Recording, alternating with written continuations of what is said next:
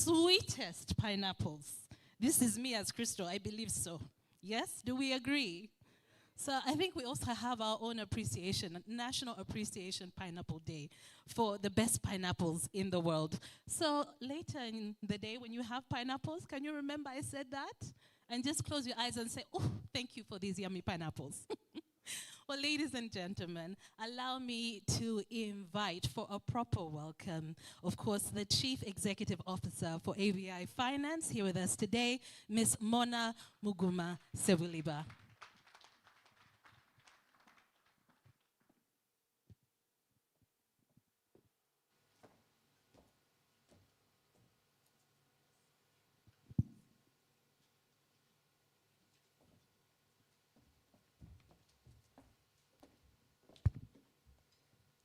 Thank you very much, Crystal.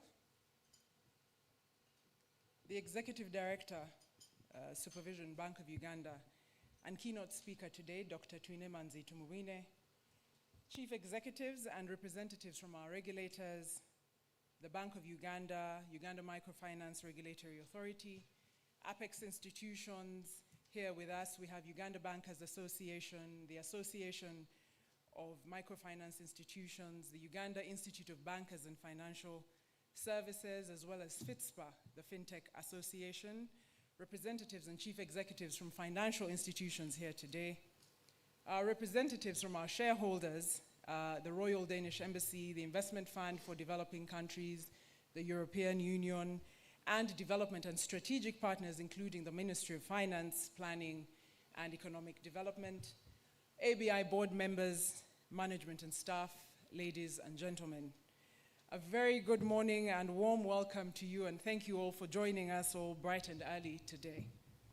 It is indeed my pleasure and the pleasure of my colleagues and whom I represent to welcome and host you to this morning as we launch the Green Finance Capacity Building Initiatives for financial institutions. You might recall that 6 months ago in December last year, in this very room, we launched the Green Finance Fund and the Green Agribusiness Taxonomy, where indeed many, if not most of you, were in attendance and enthusiastically received the initiative. Since then, we've partnered with Bank of Uganda, the Uganda Bankers Association, the Association of Microfinance Institutions, as well as the Uganda Institute of Banking and Financial Services, to build the capacities of you, our financial institution partners, to be sustainable through the environmental, social, and good governance frameworks, commonly known as ESG. And we thank you all, our strategic partners. We thank you, our financial institutional partners, for your partnership and commitment to the sector. And by sector, I mean the financial services sector and the Uganda agribusiness sector. As you know, we're living in unprecedented environmental challenges evidenced by climate change, biodiversity loss, as well as resource depletion that threatens the sustainability of humanity. The Green Finance Fund that we launched last year is 120 billion shillings worth, which through lines of credit, credit guarantees, as well as support through business development support to you, our financial institution partners, looks to addressing these issues and vagaries of climate change, particularly through climate change adaptation, climate change mitigation, and biodiversity conservation. So we're happy to report that 6 months in, we have invested through you and with you, our financial institutional partners, 27 billion so far, and we know that with your continued support and interest in the sector, we're definitely going to do a lot more investments with you. So what brings us here this morning really is to launch the initiatives that will support the operationalization of this environmental, social, and governance frameworks to you, our financial institutions, as well as to the smallholder farmers and agribusinesses that will allow us all go green and consequently improve and ensure that we're a sustainable country, a sustainable people. The initiatives that we are launching today, you're all many times aware of, but we just thought we should highlight them. And it really is working with you, the institutions, to ensure that we have the right policies in place. And those would be the ESG policies, for instance, the environmental and social performance management frameworks, that you have the right loan products and the right products in general to support the initiative. So we're supporting you to develop and refine what you already have, and in some instances, introduce new products altogether. Reporting on this information, the data, the capture of it, the verification is very important, commonly known as the monitoring, reporting, and verification process, will be supported through management information systems, your core banking systems, and those two need enhancement. They need tweaking to be able to capture this new layer of data. You know, we're moving from just number of loans, sex, whether it was female, male, whether it was indeed youth, but we're going down to very granular details, like if it indeed was a loan to support climate change adaptation. Is it through mulching? Is it through irrigation? Is it through dry feeding? We want all that detail to be able to verify and say, fine, 120 billion went into the sector to address climate change, and these are the specific interventions that we did. So indeed, the reporting through enhancement of our management information systems is key, and we thank you because last week we were with many of you and your information and communication technology partners, and we did receive commitment from you that it is indeed possible and you want to do it. There's also the need for green literacy. In the past, we've known and we've heard about financial literacy. But I think now there's need for sustainability literacy, green literacy. And it starts with us here in the room, and as well as to our staff and our colleagues. And many of you are financial institution partners. You have branches all over the country. And so this week we're launching those initiatives because we're going to the countryside. We're going to where the products are needed. And we're starting with training the credit officers, the staff in the banking institutions, but also we are going to train and work with the smallholder farmers, the agribusinesses. It's one thing to have the product. It's one thing to have the money. It's one thing to know about this. But if the people you're selling it to are not aware and do not appreciate this, then it's all wasted effort. So it's the capacity building is for us, the practitioners and the suppliers of this finance, but also for the people that will demand. And I very selfishly at this point will say that we are, in the partnership with aBi, are focusing on agribusinesses and smallholder farmers.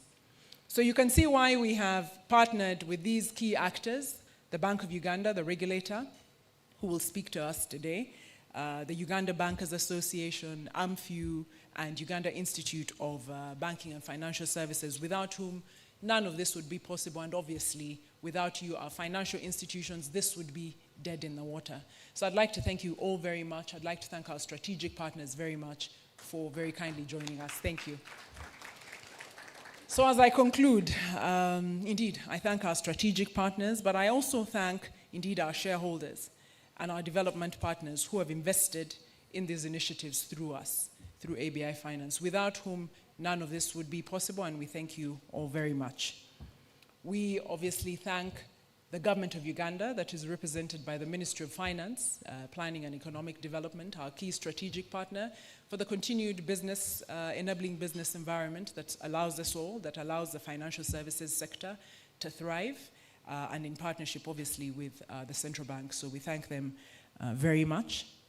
We thank also our board led by our chairperson, Mr. Felix Okoboy, and indeed, good governance, it starts with us, and we thank them for their oversight, for their guidance, for their stewardship, and generally espousing the good governance that we want to see espoused through the financial services sector.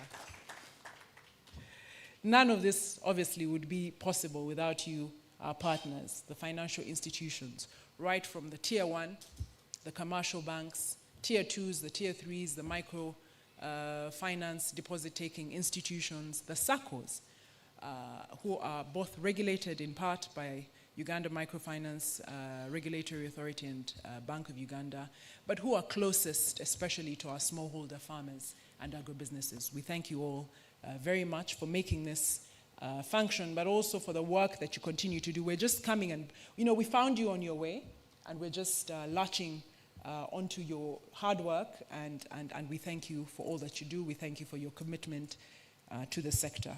Without you, none of this would be possible. Lastly, but certainly not least, I thank my colleagues that I enjoy working with, in aBi, the aBi management and staff who are seated at various tables, who many of you know, who work hard to deliver on this mandate. It is a joy and pleasure to work with you, friends, my colleagues, and thank you all very much, because none of what we see here today, none of the results that we're reporting, the 27 billion and things that we've done in the past would be possible without you. So thank you all very much, and we look forward to an engaging morning. My colleagues are going to be on hand to share a bit more information, but before that we'll get through some remarks as you've seen on the program. Thank you all very much, and enjoy the rest of your stay with us this morning. Thank you. Thank you very much. Ladies and gentlemen, Ms. Mona Muguma Sebuliba, thank you so much for your words. As you mentioned, 27 billion invested so far, and of course we need to see even more of that. You talked about green literacy. See, this is why I love doing this. I'm constantly learning more, and sustainability literacy. So there's a lot more questions to be answered. What more do we need to know as we talk about how, as a collective effort, we can fully benefit from the Green Finance Fund? Ladies and gentlemen, now allow me to welcome the aBi Finance Board Chair, that is Mr. Felix Okoboy.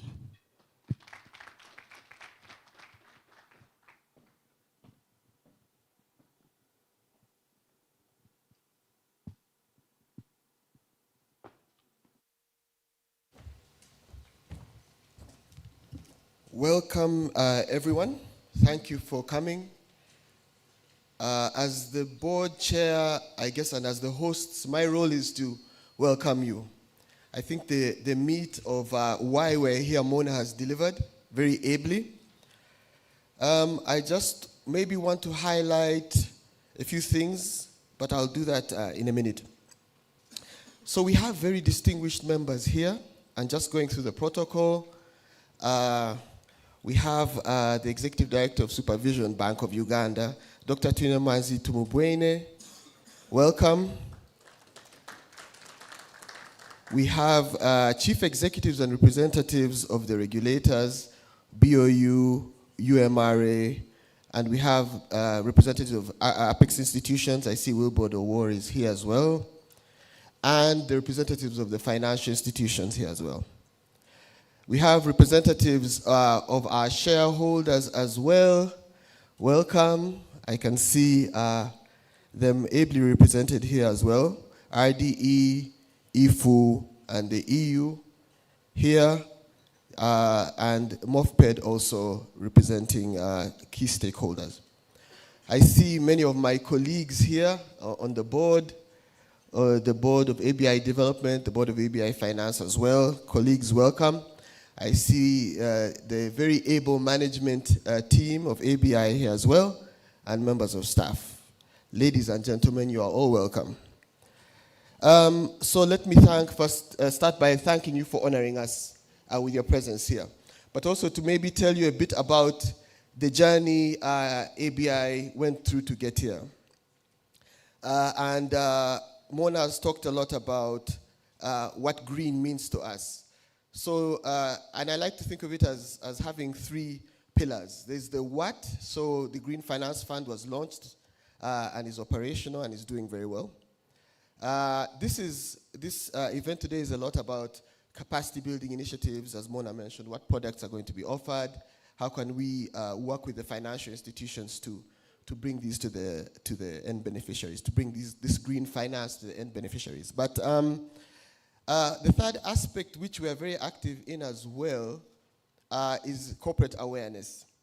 So, as you know, more often than not, we go out and we say we would like to bring the need for green initiatives, green finance, to end beneficiaries. But you find, for example, you wouldn't need to tell a farmer who has coffee the need for actually green interventions, because when his coffee tree dries, he knows. So he knows these effects more than anybody else. It's us in the corporate world, actually, you need to be schooled on this and really build our knowledge on this. So that's also going to be something you'll see us being very active in, because we view that as the third pillar. The who is the corporate world. This is another landmark occasion, and I really want to emphasize the work that the aBi management team and staff have put in this. They've worked very hard on this. They do the hard work. As chair, I get to come and give a speech. But I think they have done a lot of hard work in this. As the board, we engage, of course, a lot with them. And as a team, we have come out with what I think is an able way forward to make sure that we green Uganda. I just want to stress what I stressed the last time I stood at such a podium. Greening is not just good for the planet. Greening is an economic imperative. And the only way, as Mona mentioned, this can be very successful is to make sure the finance is mainstreamed. When I look at Wilbrod representing UBA there, 95% of private sector credit runs through the institutions in his docket, regulated very ably by Dr. Tumubuene there. So having them here as well with their commitment to this is very important for us. And it means a lot to us. So thank you for coming, and thank you for agreeing to engage very actively with us. I'm very happy to see the chief executives of some private sector institutions, especially the banks as well here, and that is also very important for us. So I will not say too much, although usually when somebody says that, they end up saying a lot. But I want to also thank the government of Uganda and the Ministry of Finance, Planning and Economic Development for the support they've given us as well, and Mona has mentioned that as well. Our shareholders have been very active, and I want to give them a special thanks as well. Obviously, the initiatives we come out with and the funding for those initiatives would not be possible without the support of the shareholders who have provided this funding as well. And so I want to a special thanks to the Royal Danish Embassy and IFU, the Investment Fund for Developing Countries, and the European Union, all represented here, for their commitment and their investments in everything we do. We're very committed as the board and management and staff of aBi to this green future. It's not just important for us, I think it's important for all of us. And we look forward to growing this and making sure it's sustainable. And lastly, but definitely not least, I really would like to thank the management and staff again for setting this up, you know, not just for the samosas and everything, but for also putting everything together and making this work.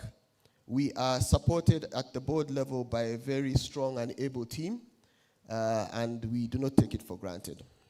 Thank you, and enjoy the rest of the event. Thank you very much, ladies and gentlemen. Mr. Felix Okoboy, the aBi Finance Board. Can we have a round of applause for him? Thank you so much. I am aware that most of you have had a look at our program. So ladies and gentlemen, I'd like to point out a slight change in our program. Because of a number of engagements today, we'll have our keynote speaker coming on next, and then we will have remarks from our other speakers following. So ladies and gentlemen, please give a warm, warm welcome to the Executive Director, Supervision Bank of Uganda, that is Dr. Twinemanzi Tumubuene.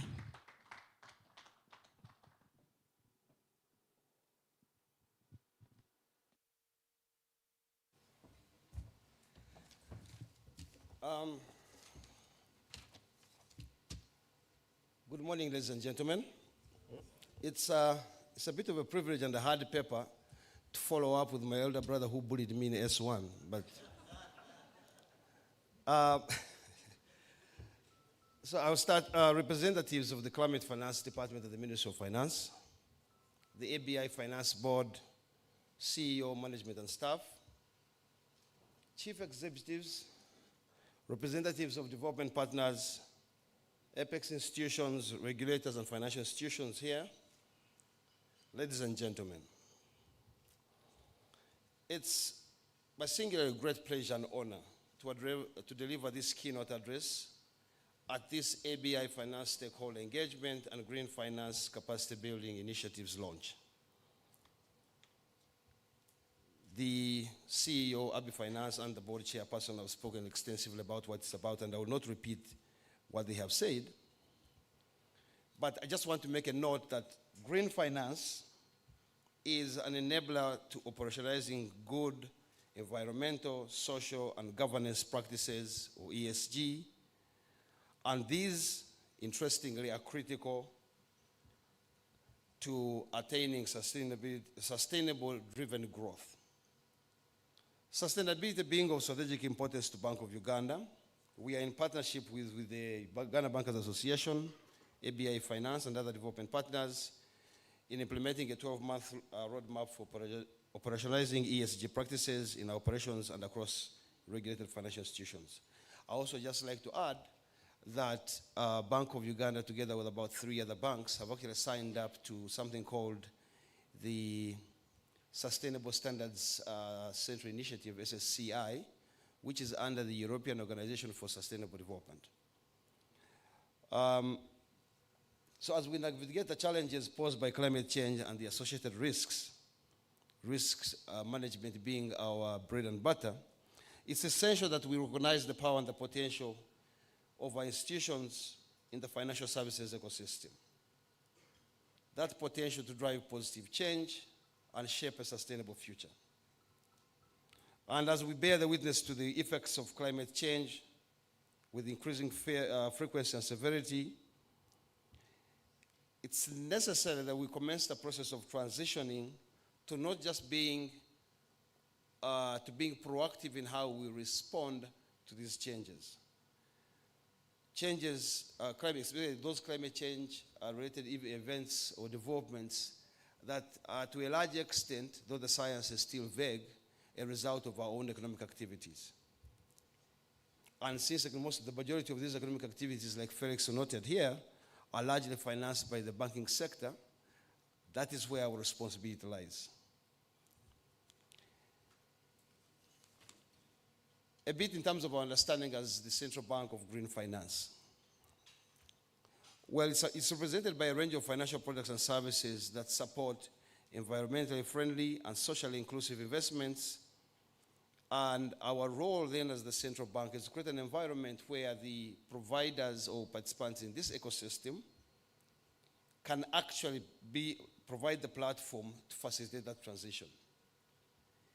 And the benefits of green finance are multifold. First, you direct capital, or it enables the direction of capital towards sustainable industries. Now, in conventional finance and economics, capital and resources tend to go to those industries that demand them the most, okay?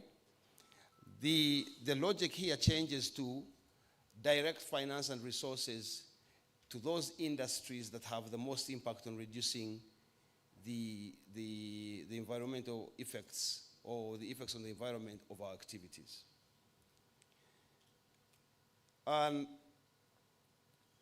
the whole purpose of that then being that we focus on increasing our reliance on socially responsible and environmentally friendly industries for our sustenance. Now, like I said, it's a bit of a mindset change.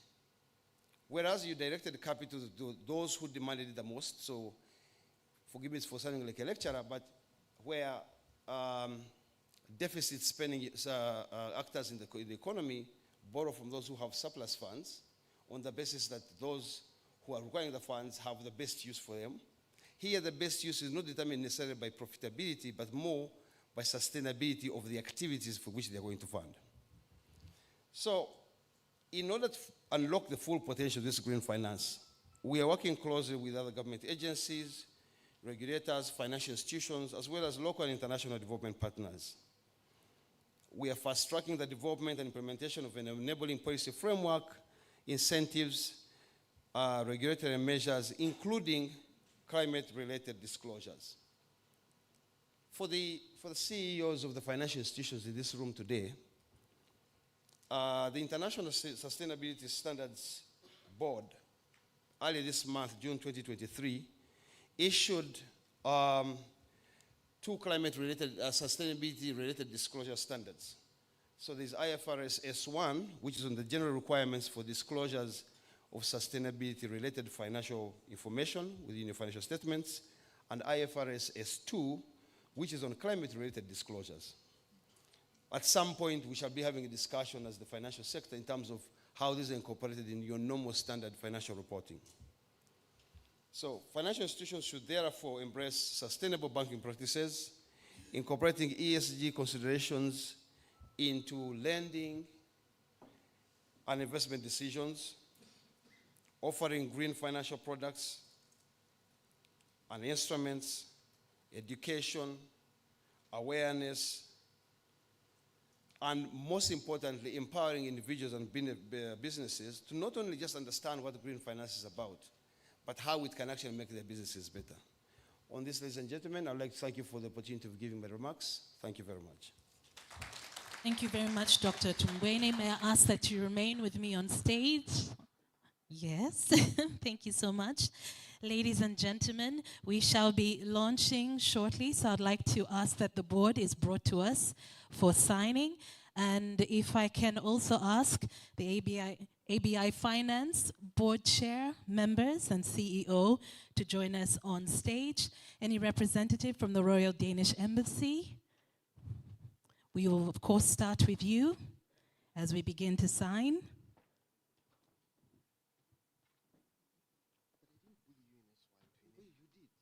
There's a discussion here about how no bullying happened, but I truly believe that generally, people remember things differently.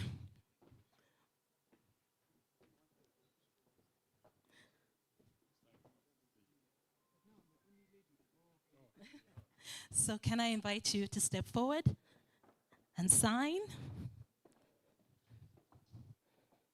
Anywhere you choose. Anywhere on the board that you choose. Can I also have the CEO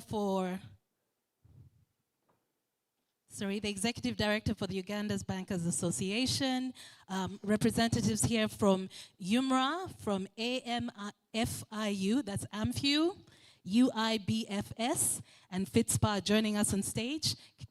After signing, can we remain on stage so that we can capture this with our photographers as well?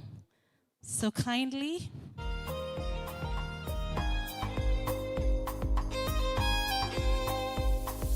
I see that people generally prefer to go the green and red markers. You're welcome to sign. Ladies and gentlemen, as we launch Operationalizing Green Finance today, Tuesday, 27th June 2023. So do we have all representatives here from UMRA, AMFU, UIBFS, and FITSPA? Anyone here from? Yes? Okay.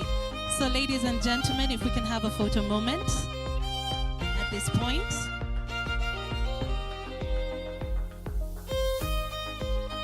Okay.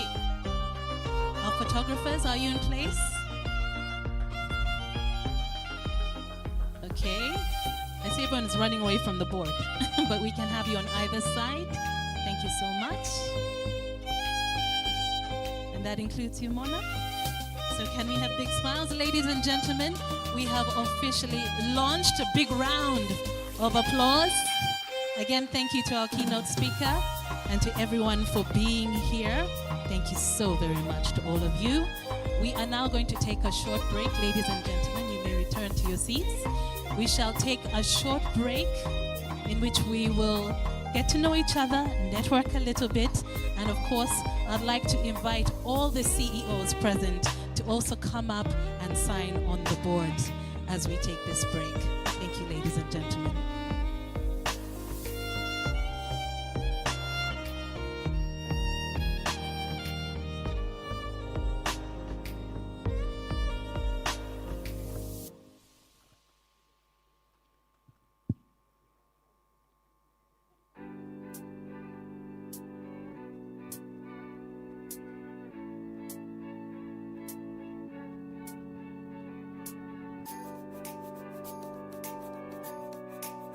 So as mentioned, ladies and gentlemen, the Green Finance Capacity Building Initiative has been launched, and I'd like to again invite all the CEOs here with us today to come on stage and also sign on the board to commemorate this moment.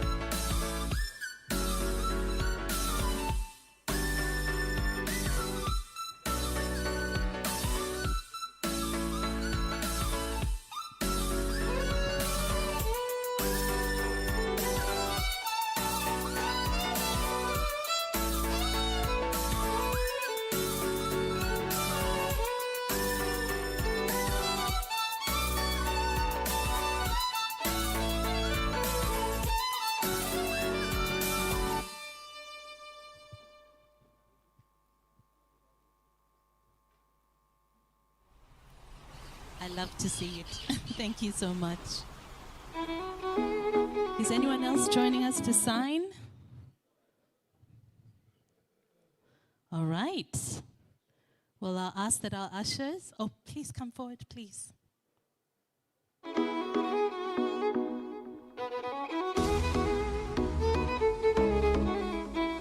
Yes, indeed, ladies and gentlemen, that officially marks the launch of the Green Finance Capacity Building Initiative. So I think a round of applause for all of us here. Fantastic. Thank you. We shall place the board on the side, so just in case we have a colleague who has stepped out of the room, please let them know and they'll be able to sign as we continue throughout our morning's program. Okay, so I'll just ask that the board can now be taken off the stage and placed on the side. For anyone else, any more of our chief executives here today to sign on. Okay.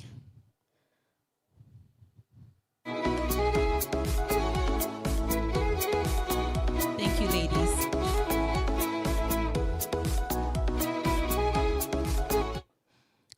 How are we doing? Are we well? Okay. Are you hydrating? It's important. We must drink water. We must drink water. Ladies and gentlemen, our next conversation is going to be around the digitalization as a strategy for access to green finance. And for that, I'd like to welcome the CEO for the Association of Microfinance Institutions of Uganda. Ladies and gentlemen, Miss Jacqueline Mbabazi.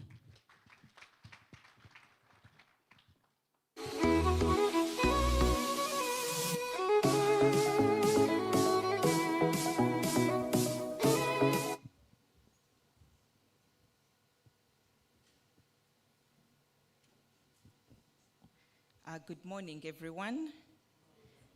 All protocol observed. Since I have a few minutes, I'll not go into the protocols. Mona and the board chair have already done that. My topic today is on digitalization as a strategy for green finance. And I just want to begin by saying that, as we all know, what gets measured is what gets done.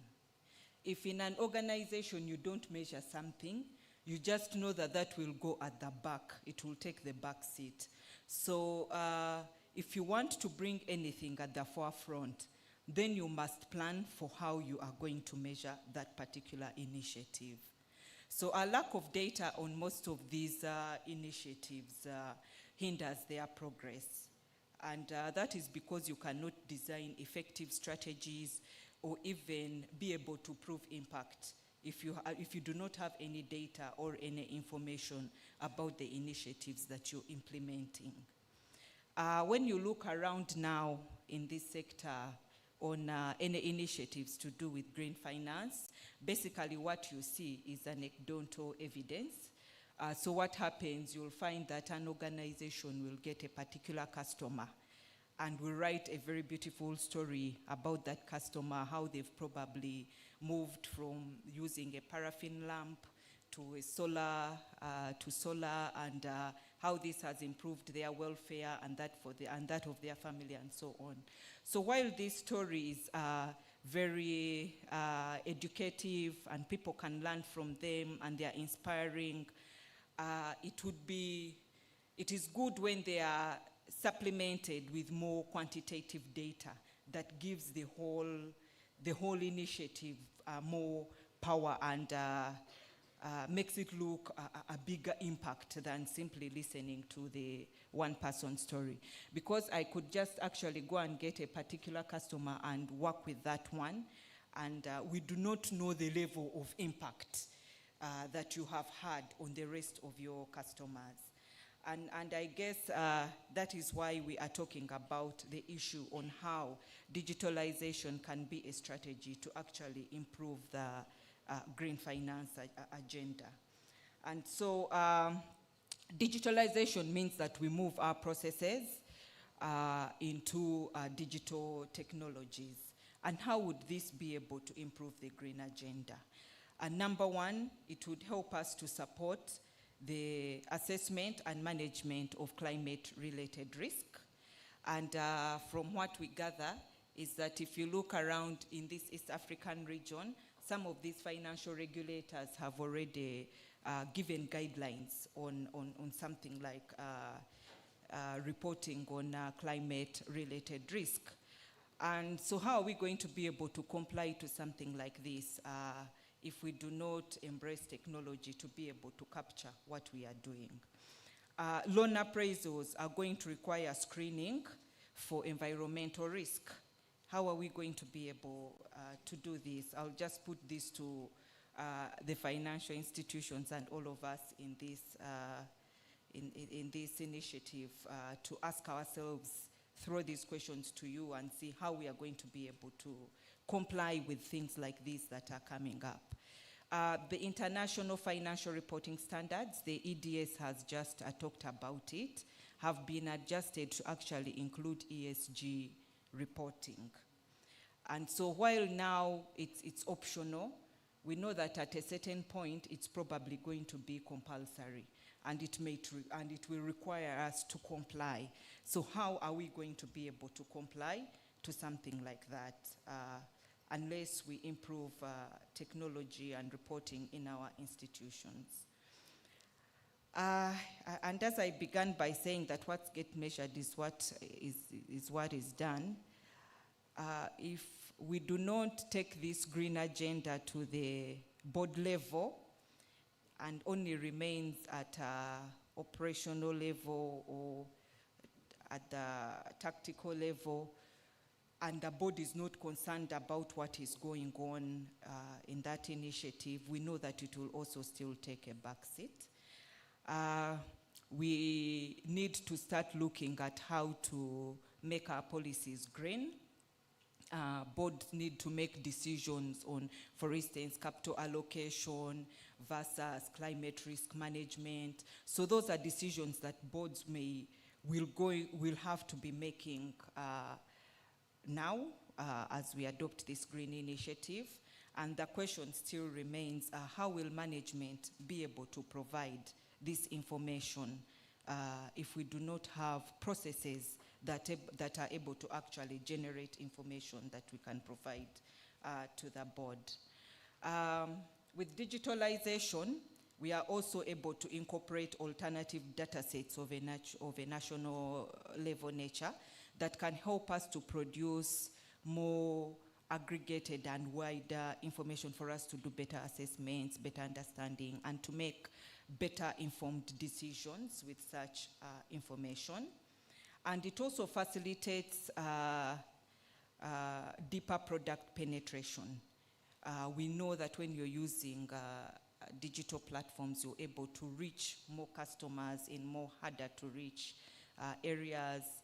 There are more options of reaching a bigger target group of customers, and so that which we have used to deliver other products, we could use for the same green finance products.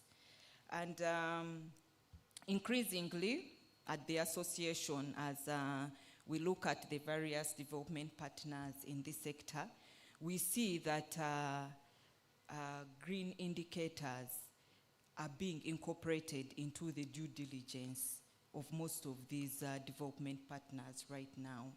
And so if they are coming to do due diligence at the institution and you're not producing green reports on green finance, then the ones that are able to do this stand a better chance than you, who is not having these reports. So that means that we'll need to adjust our loan management systems to be able to capture this data. And for us at Amphi, with support from aBi, we are actually beginning to integrate green indicators in the performance monitoring tool. The challenge here is that sometimes we put these indicators there and people don't fill them, just leave them blank and submit only the financial indicators. So we are hoping that this time that we are beginning at the level of institutionalizing these things, and that the boards and the CEOs present here will be asking for those reports that are fully filled with all the indicators that are in the tool, because we know that it is going to affect compliance with different regulators, because we see that the trend is moving towards ensuring that financial institutions are also compliant with ESG. I think that's all. All I want to conclude with is that so for us to be able to move this green agenda, we must underscore the importance of information. But how do we obtain relevant and quality information? So in this age, it is mainly through technology and digitalizing. We are not going to go back to using the pen and paper that we were accustomed to. But over the age, this has changed. Many people keep saying that microfinance institutions, I think we need to grow out of this. We keep saying that some of these things are more complicated. We have no power, we have no internet. But for us, when we look at the Amphi membership, for instance, in the last 5 years, the number of institutions that have digitalized their processes has moved from about 40% to I think 90-something% right now. We don't have institutions that are having manual ledgers or manual portfolio reporting. We don't have them anymore in our membership. So we see that there has been a very huge shift in a very short period of time from the manual way of the manual processes into digitalized systems. And I think that this is the right way to go. But the important thing is how you integrate the green strategy into these processes. And that said, technology cannot resolve all the challenges and issues that we have not specified. So it is important that our green strategy is clear, and standardization for us as a sector we think is very important. So that's why we work with different partners within the sector to ensure that if there is a taxonomy that has been developed, we don't want others to keep getting other, different taxonomies that you find. For me, I'll use this and I'll use, if we could have, uniform taxonomies, a uniform taxonomy that we could follow as a sector. So we also need to define how we need to really handle this as a microfinance sector or financial services sector, because you'll find that in some industries they will look at put emphasis on carbon emissions or handling waste, and they are not looking at lending. So for us, where is our focus? And I think that once this is defined, and then we have clear digitalized processes on how to handle what our strategies and our focus is, then we will be able to share a Uganda story that everyone can learn from. Thank you very much.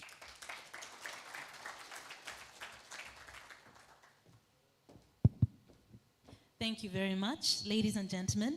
Ms. Jacqueline Mbabazi, the CEO of AMFU. That was eye-opening and really encouraging, I have to say. You said from 40% to over 90% now with digitalized systems. I think that's a good thing, a big deal, right? Although I feel a little attacked because you said we don't use pen and paper anymore. So I'll just leave this over here. You didn't see. I'll come back with a gadget, I promise.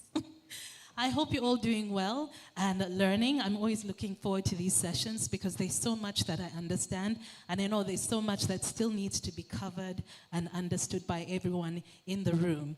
Our next speaker is going to talk about the environmental, social, and governance institutionalization in the financial services sector. So please give a warm welcome, ladies and gentlemen, to Mr. Wilbrod Owor, the Executive Director for the Uganda Bankers Association.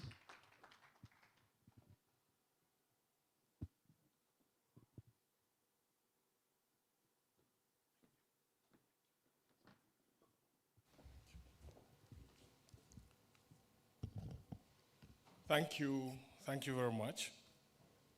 Allow me to ride on the protocol that Mona and Mr. Felix Sokoboy read for us and say all protocol observed. Good morning to you all, and thank you once again for joining us this morning. Mona, thank you for what you do. I wish I was younger and have that level of energy for the thing. So somebody's telling me, sorry, it's too late. All the green funds, the green taxonomy, the green literacy, and a lot of green, and you can see the room is green. And these pieces of knowledge are increasingly defining not just our day-to-day lives, but our future as well. There's also browning. There is bluing. That is even the water to take care of it. So there's, I don't know that there's red, but for sure there's black from Crystal. Thank you for organizing this morning. And like it has been said, we are in partnership and work very closely with aBi. Last year in 2022, like the EDS said, the Deputy Governor convened a meeting and was clear that 2023 onwards, we will need to have a policy framework and the details of execution beyond policy level that bring to life ESG, its measurement, and living by it for financial institutions. And they had done a survey to see where the various financial institutions are on different levels. Some of our membership are international, like global banks. Others are regional. Others are indigenous financial institutions. And the same happens across the lower tiers, tier 1, 2, and 3. And as a regulator, they needed to provide direction. And that's what he referred to in his remarks. So a team was constituted. It has Bank of Uganda colleagues and UBA. And they've been working to put together a framework document beyond just the policy. And this will provide definitions and scope in these complex terms, which, by the way, aBi has made simpler for us when they took us through a taxonomy earlier on. It will also define the risk appetite, the operational guidelines, the development processes, the details of the process flows for products, services, financial reporting, tools for monitoring, a framework for capacity building, a framework for engaging clients, and the overall communication required to support this. It was also agreed that this must be appreciated right from the board, the boards of banks, the executive management, the senior managers, the middle managers, the officers, up to the lowest level. That work is going on. I actually want to introduce Eva. Eva, if you can stand up for a minute. Eva is the Director of Strategy at the Secretariat and also the anchor person who is on the ESG project. And thanks once again to aBi. We are working very, very closely with them because of technical capacity that they have in these subject matters. But because most of the members have their full-day bank jobs, 8 to 5, the work was moving slowly because they come, meet, but they go back to do their core jobs. We had to hire consultants, and so that took a little longer. But that is now on track, and we hope to have a draft policy document and framework by the end of July this month, which we will share across for more input, and hopefully at some point in August or early September, it should be adopted across the entire industry. So they won't even be optional, for example, in reporting. For those who are familiar with the BS 100, for our reporting for Bank of Uganda monthly, the weekly ones, the quarterly ones, it will be mandatory. And so this is taking shape, and we do believe it is for a good cause. Today, more than ever, we carry a lot of responsibility as financial institutions.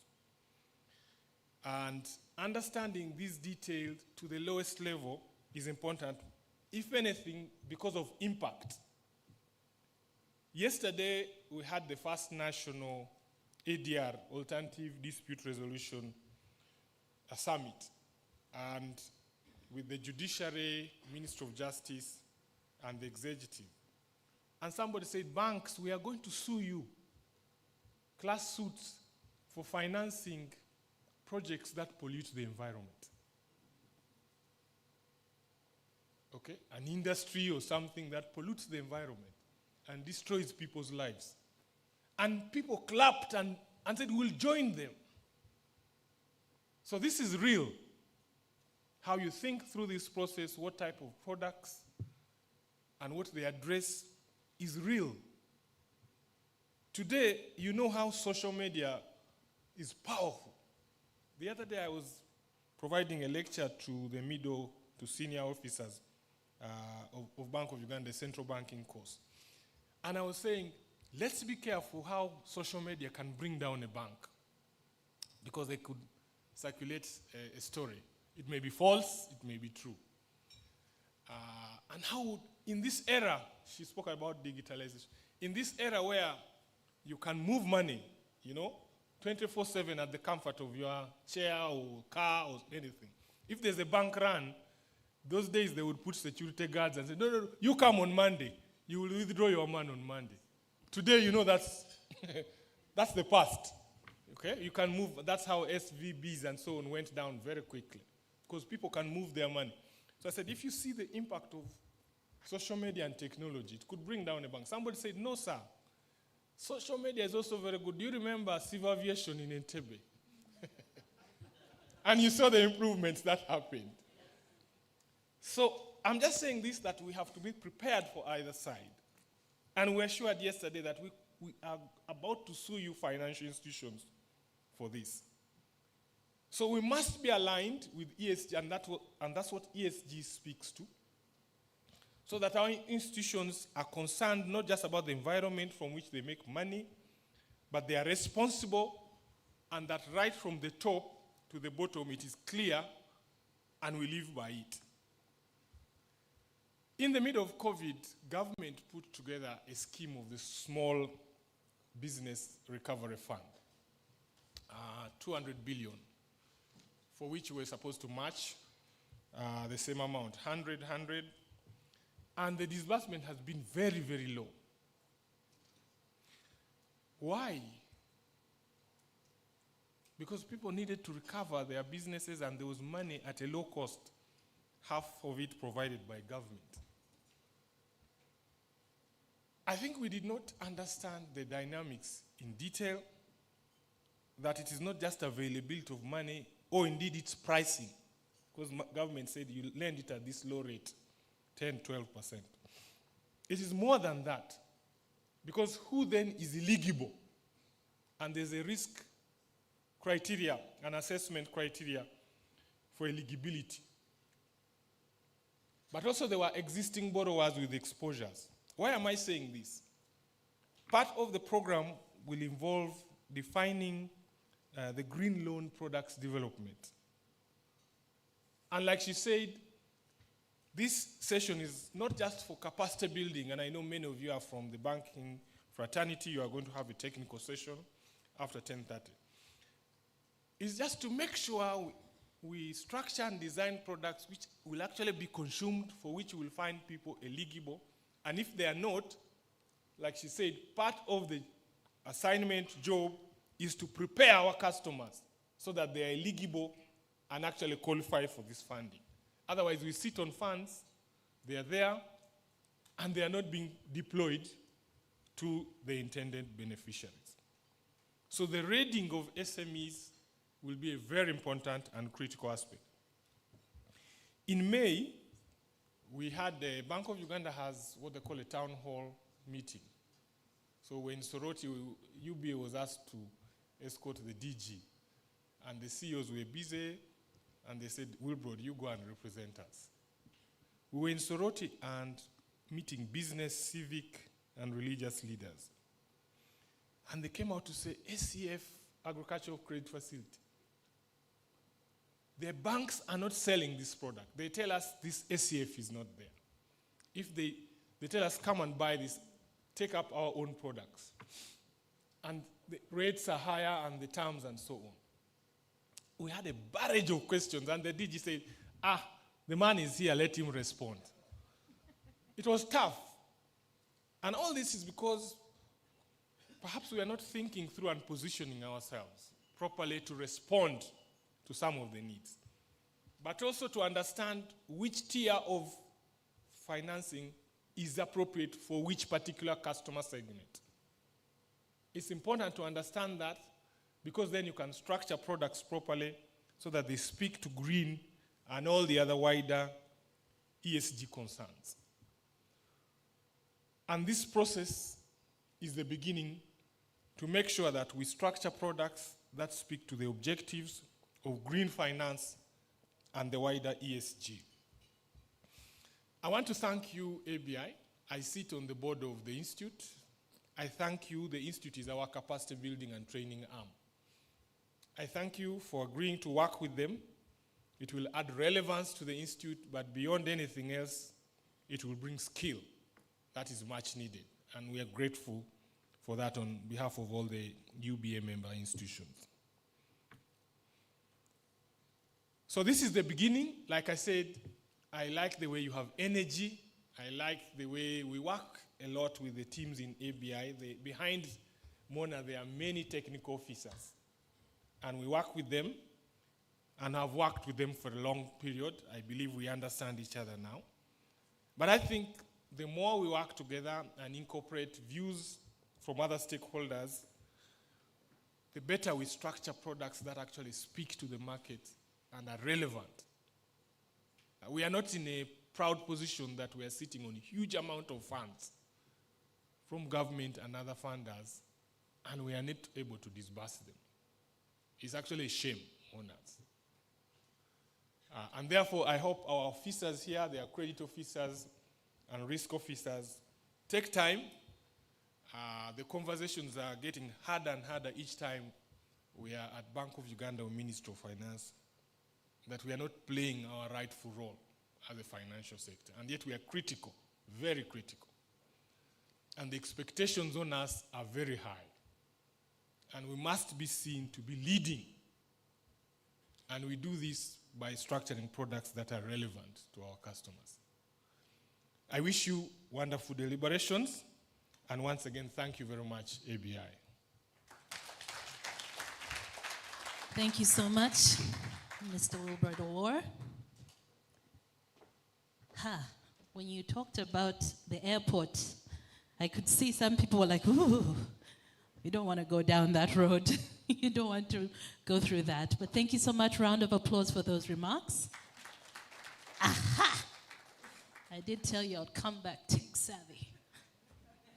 This is my phone. But anyway, I'm tech savvy right now. Well, ladies and gentlemen, we're now going to take a short break just to allow you to get up, stretch your legs, have some water, of course, use the restrooms, which are right outside the room. As soon as you step out on your left, there's a corridor that takes you straight to the restrooms in case you need to visit them. And in that time, we'll have a few people going for a media engagement. But can we do about maybe 10 minutes, 10, 15 minutes? And then we shall continue with our program. Thank you.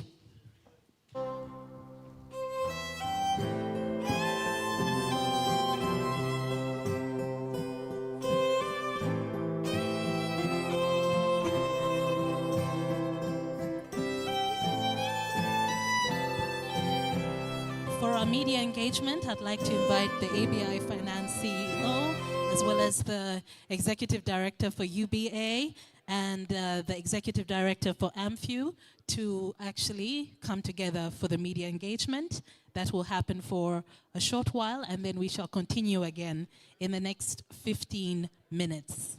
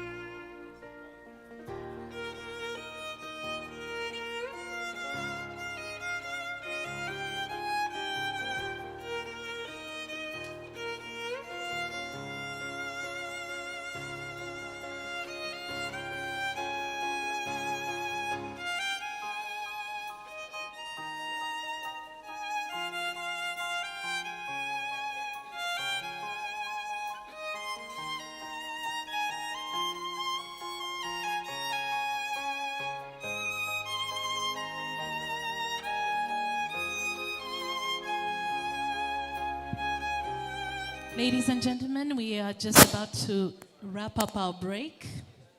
We're just about to wrap up, so I'd like to ask that you return to your seats so we can continue with our morning's program. Thank you.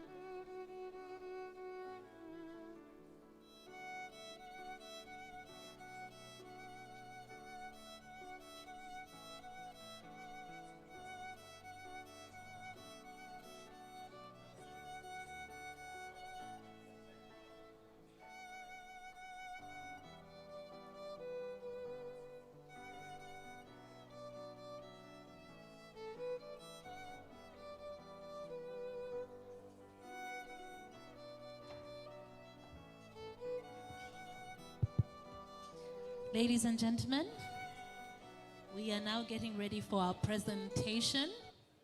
So can I ask you to return to your seats for the green finance presentation? We will be looking at updates on green finance capacity building initiatives, ladies and gentlemen. So can I ask that in the next 2-3 minutes, we are back in our seats so we can continue? Thank you.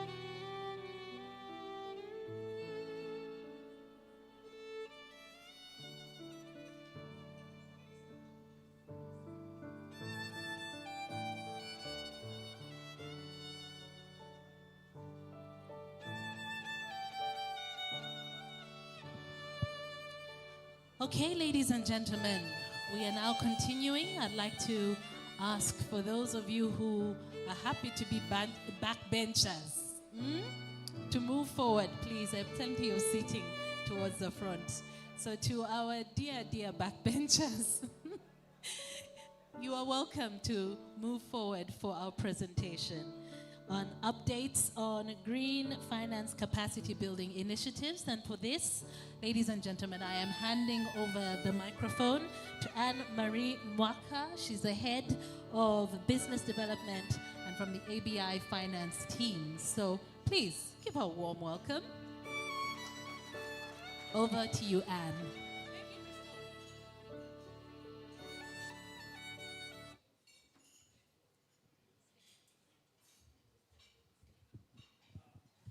Thank you, Crystal. Good morning, ladies and gentlemen. I will request the people who are having tea to carry your tea to your tables so that we can have a working breakfast. For the backbenchers, please come to the front. It's not pleasant to be talking to empty chairs.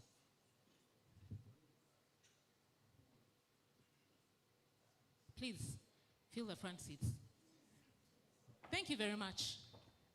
So my name is Anne-Marie Mwaka. I am head of business development. And welcome. Thank you very much for honoring our invite. We are very passionate about green finance. And it's my pleasure this morning to take you through what we want to do as aBi in this space. So we'll start with the basics. Everyone who has spoken today has been speaking about the issue of sustainability. So, my first question to you, what is sustainability? Two people, two answers. What is sustainability? Yes? Thank you. Sustainability will simply mean thinking about tomorrow. Okay, thank you very much. Your name, sir? Alex Matua. Alex Machua. Thank you very much. Anyone else? You see, when you're Yes? backbenchers, I'll come to you. There's a hand there. Oh, okay. Thank you. Sustainability is being in existence for generations and generations. Okay. Being in existence for generations and generations. So, what are you doing? All those answers are correct, by the way. But my question to you, another question. What are you doing to live a sustainable life? Basic. No science, nothing complicated. What are you doing to live a sustainable life? That is food for thought for you. And what are your organizations doing to do sustainable business? How are we living sustainably? That is the gist of everything that we are doing today. But to put it in context, I'll start with a small story of what actually happens. In a greenhouse, we've all heard about greenhouse emissions, greenhouse gases, greenhouse everything. But what exactly is this greenhouse effect? In essence, it's a scenario where when the sun enters the greenhouse, then it gives off gases, but those gases are trapped. Because of the trapping of the gases, we end up with high temperatures. With those high temperatures, it is very easy to end up with a situation that is unlivable. So it both has its positives and its negatives. So this warmth, that is how Earth becomes livable. But in excess, we have what we call tipping points. You can move to an excess and then it becomes unbearable. So what is happening to us right now is an issue of reaching the excesses. There's only so much heat that you can take. There's only so much cold that you can take as a human being and life generally. There are gases that we're looking at. If you look at the bottom, all these have one thing in common, carbon. We have carbon dioxide, we have methane from cattle, we have refrigerator gases, we have aerosols. All these gases, once trapped in the atmosphere, end up retaining, causing heat to be retained, and depending on how high it is, it's either livable or unlivable. So, what evidence do we have? Again, two hands from this other side. What evidence do you have for climate change? Because when you have global warming, you're going to automatically end up with climate change. So we've been talking about climate change. Everyone who stood here today has been speaking about climate change. What evidence do we have? Yes, Mr. Barra.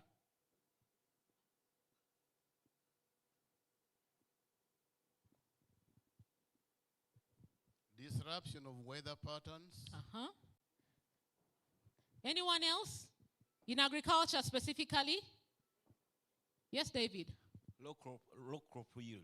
Low crop yield. Anyone else? One more hand. Yes? Change of seasons. Change of seasons. Correct. This is what we are seeing.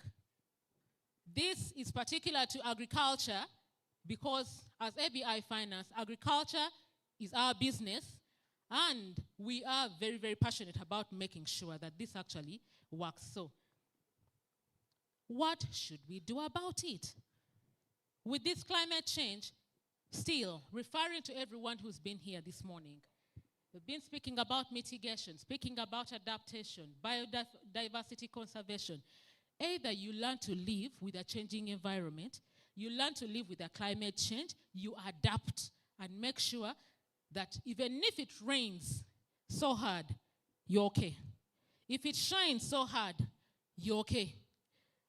So, you either learn to live with it or you do not contribute to making the situation worse. This climate change issue. If you have to do away with polythene, please do that so that we don't clog the earth. If it's a case of moving away from diesel generators to going hydroelectric, to going solar, please do that. But everyone at the end of that day has to build their backyard. And once everyone does their part, we'll end up with a full wall. Then the issue of conserving life, our native trees. If we are not conserving life, at the end of the day, the other two aspects of learning to live with climate change and the mitigation aspects become a fallacy. So how do we conserve biodiversity on the earth? So some of the aspects that we are looking at really, when it comes to building our resilience as human beings, building our communities to be resilient, to adapt to this climate change. In agriculture, we are looking at improved seeds, mulching, organic manure. Then, to make sure that we reduce carbon emissions, we look at replacing fossil fuels with solar, hydroelectric, clean energy, basically.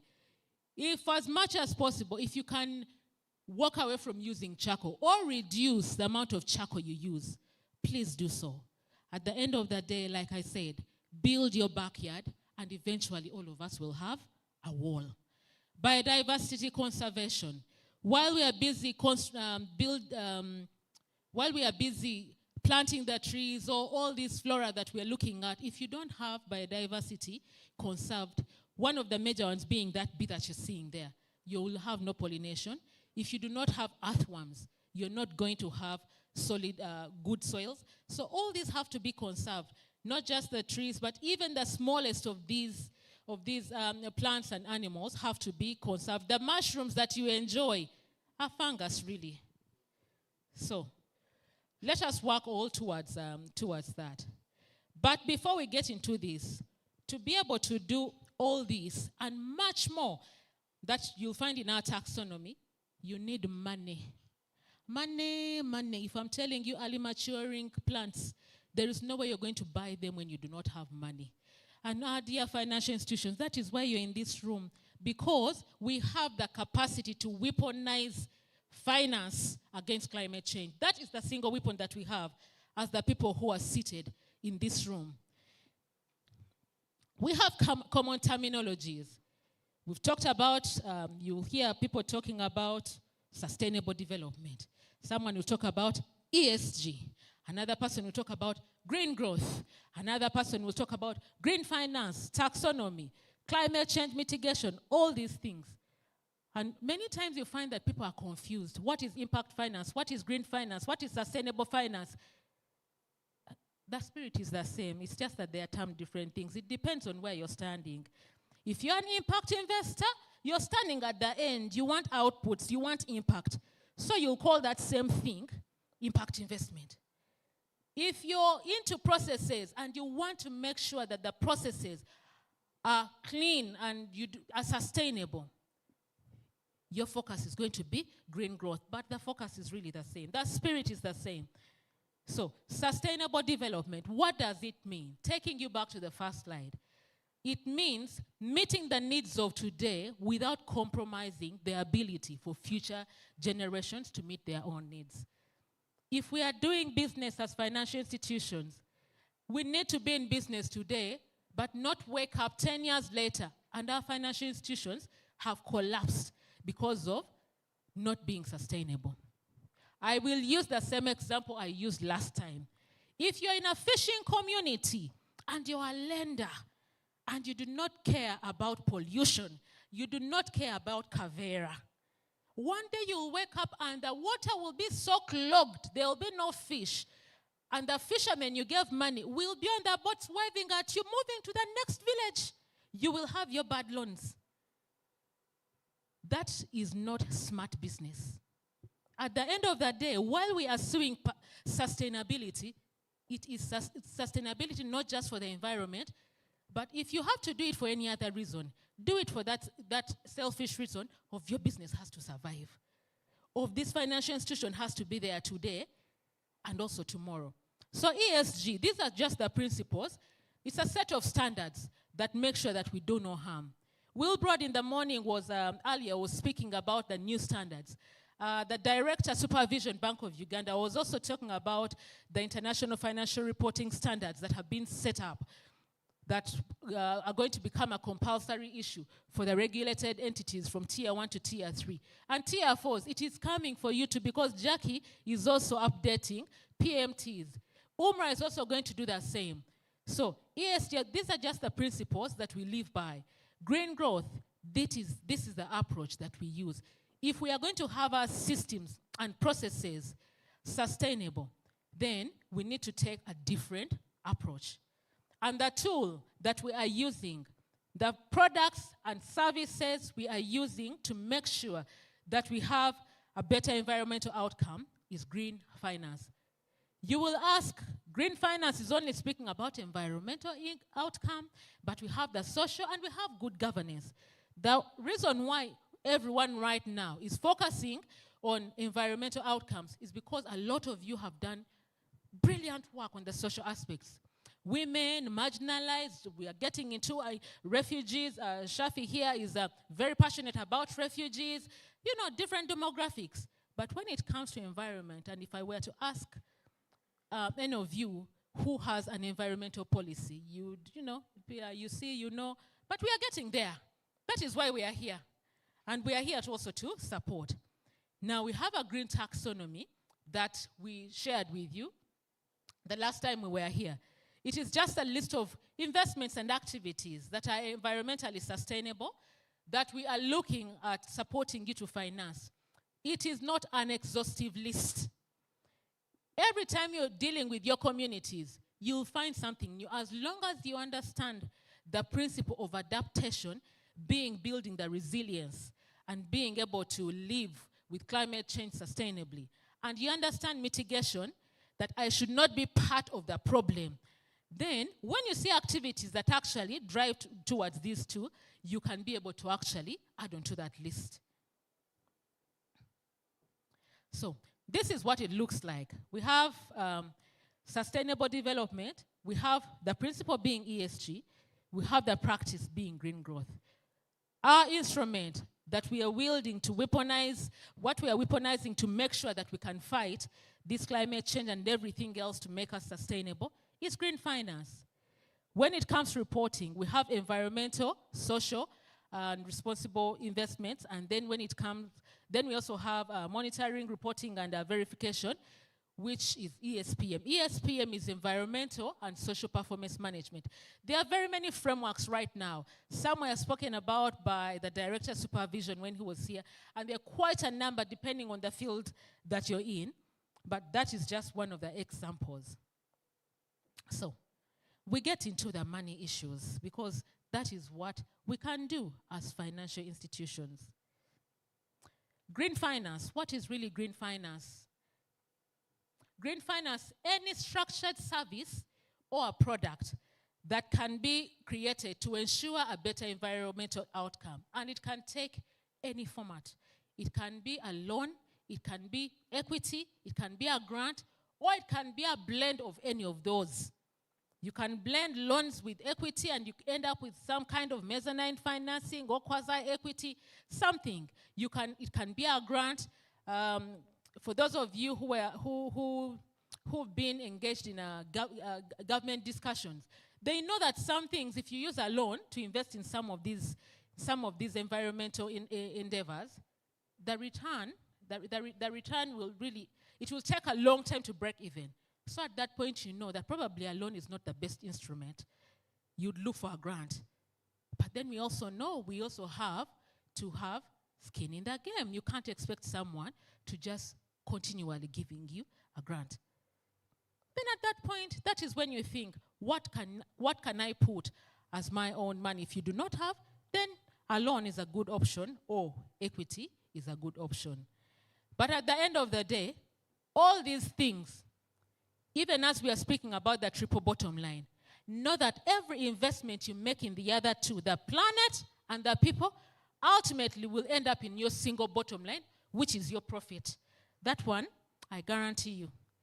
I know for a fact most of you have been in agricultural finance, and you know that when you have a bad season, it can be a nightmare. It has the potential of wiping out your agricultural portfolio, especially the ones for financial institutions, especially tier 4s, that are value chain focused. We have friends here who are in the coffee value chain, in the tea value chain. When the Mombasa auction closes, you just know you have a bad book. When you have a drought, Isinjiro recently got hit by hailstorms. And then we have financial institutions, with bad portfolios of agriculture. Insurance can only go so far. So, please, this is not just something, it is not a feel-good or a need or a basic thing to have, but it is good for business. What is the status of green finance in Uganda? We conducted a rapid assessment with 42 financial institutions. When it comes to adaptation, intentional adaptation products, no financial institution had. As in having a loan where you're selling it intentionally as an adaptation product. We didn't have any. What we had is, farmers borrow money, they take money for mulching, but it's serendipity, one of those things of, I found the money and then, it is one of the things that farmers want, but it was not directly an intervention of the financial institutions. But mitigation, 30 financial institutions had. We have many solar products, irrigation products, solar run this, biogas products, all those. Those products are there in the financial institutions. But the reason for which they were created really lacks the element of climate action. When it comes to promotion, financial institutions are promoting loans, not climate action. And this is not to fault anyone. We're on a journey. At least we thank God that we have the loans. Now to get in to promoting climate change the way it's supposed to be, the awareness that is supposed to be given. Then when it comes to business development services, my dear financial institutions, we didn't have any that is giving any kind of information. If you went, you'll find salary loan, home loan, agricultural loan, all these loans, nothing to do with climate change, So, please, when we call upon you to rectify this, to make sure that we actually fight for this world, for this earth, to live responsibly, please answer. And still, to make a business case for you. If you go green, if you actually invest in green finance, there are 3 aspects that any financial institution looks at. We have heads of credit here.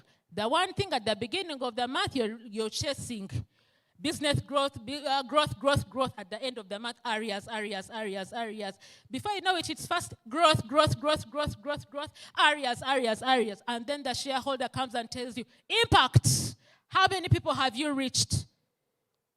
This is your business case.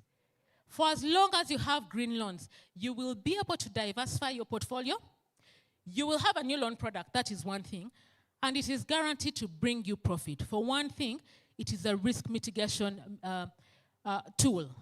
Then, of course, the business sustainability. Remember our example of the fishing community? This is where it is not just growth for today, but growth for tomorrow and perpetual growth.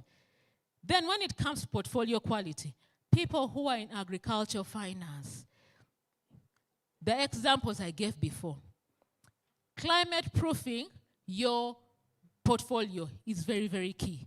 And this is one way of doing it. Support the demand side to make sure that they understand climate finance, to make sure that they understand climate change, and build their resilience, build these communities. For the ones that have standalone value chains, the entire community is into bananas, the entire community is into tea, the entire community is into coffee. Make sure that you actually understand this. It is very, very helpful. And for as long as you have improved portfolio quality, then you're guaranteed to increase your profitability. Because one, your provisions are going to reduce, but then also the loans going bad will reduce. If you have early maturing varieties, at least you know that you're going to have some sort of resilience the maize or whatever is being planted will have some sort of resilience. Where ordinarily you'd have gotten 90% loss, if you get 20% loss, at least you have the 70% to settle a facility. And then the aspect of impact. This reporting, as night follows day, this reporting is coming and it is going to be compulsory. Safer to be prepared now, such that you don't panic when the regulator comes knocking at your door. And this one, I am saying with my eyes open, the regulator is coming. That shouldn't be the only reason why we are doing it, but sometimes that is the language that we understand. The regulator is coming. The shareholders are coming. And impact stories, this is one sure way of making sure that we have impact, that we have business with a conscience, as opposed to just mining money out of the communities. We need to be able to give back. We create jobs. We create better communities, improve livelihoods while at it. So let us make money, but also improve the lives of the people that we are lending to. So what are we looking at for implementing this climate finance? As you can see, the theme for today is operationalizing green finance. And this is the gist of the matter. We have 5 pillars we are looking at as aBi finance. The policy frameworks, tier 1 to tier 3, there's a lot that has been spoken about it. We are supporting UBA to develop a policy framework that can be shared and everyone can customize to themselves, the tier 1s to tier 3s. Then we're also working with, AMFU to see what we can put in the performance management tool. But also, aBi is going to be supporting, when we come to what exactly we are going to support, we'll be able to articulate what we are doing in this space. We have ESG standards. If you don't have standards and you don't have frameworks, when it comes to reporting, you will not be able to. You won't know what you need to report on. We need dedicated loans and products for every financial institution. If you remember the journey of agriculture finance, there's a season where the buzzword was value chain financing, agriculture finance, and some of our financial institutions, the reasons why we had very high defaults was because the products were poorly structured. You tell me to grow maize and you tell me to plant this month and pay you next month. How? I'm into beef production. I have bought a calf today and you're telling me to pay next month. What magic is there? So these products have to be aligned to what we are trying to do. Then the staff capacity. You will be able probably to get a sustainability manager or someone to do sustainability, but it is not enough. Everyone in the financial institution has to be on board.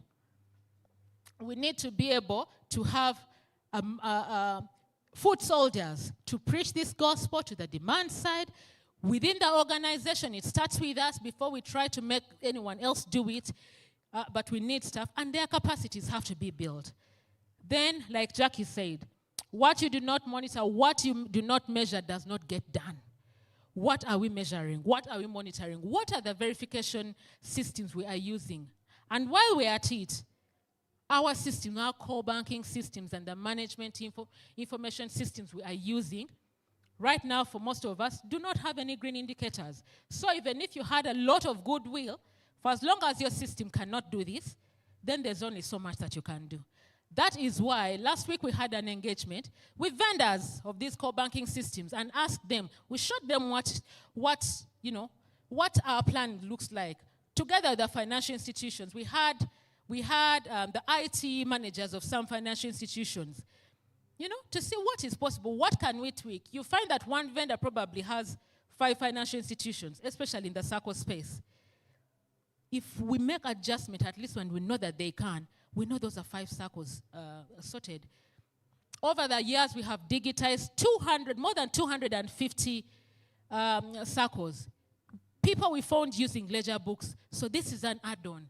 Now that you're digitalized, how do we make sure that you can also report on green? With the products, we need to be able to report. So I'll go into the details, a little detail about what we are looking at, pillar by pillar. When you're looking at the first pillar we are looking out of the 5, that is the ESG policies. We need to be able to articulate our the risk assessment basically, internally and externally. as aBi, while you see us insisting ESG, we also apply the same standard to ourselves. So it starts on the inside of the financial institution, not just in lending, but all your operations. What do your procurements look like?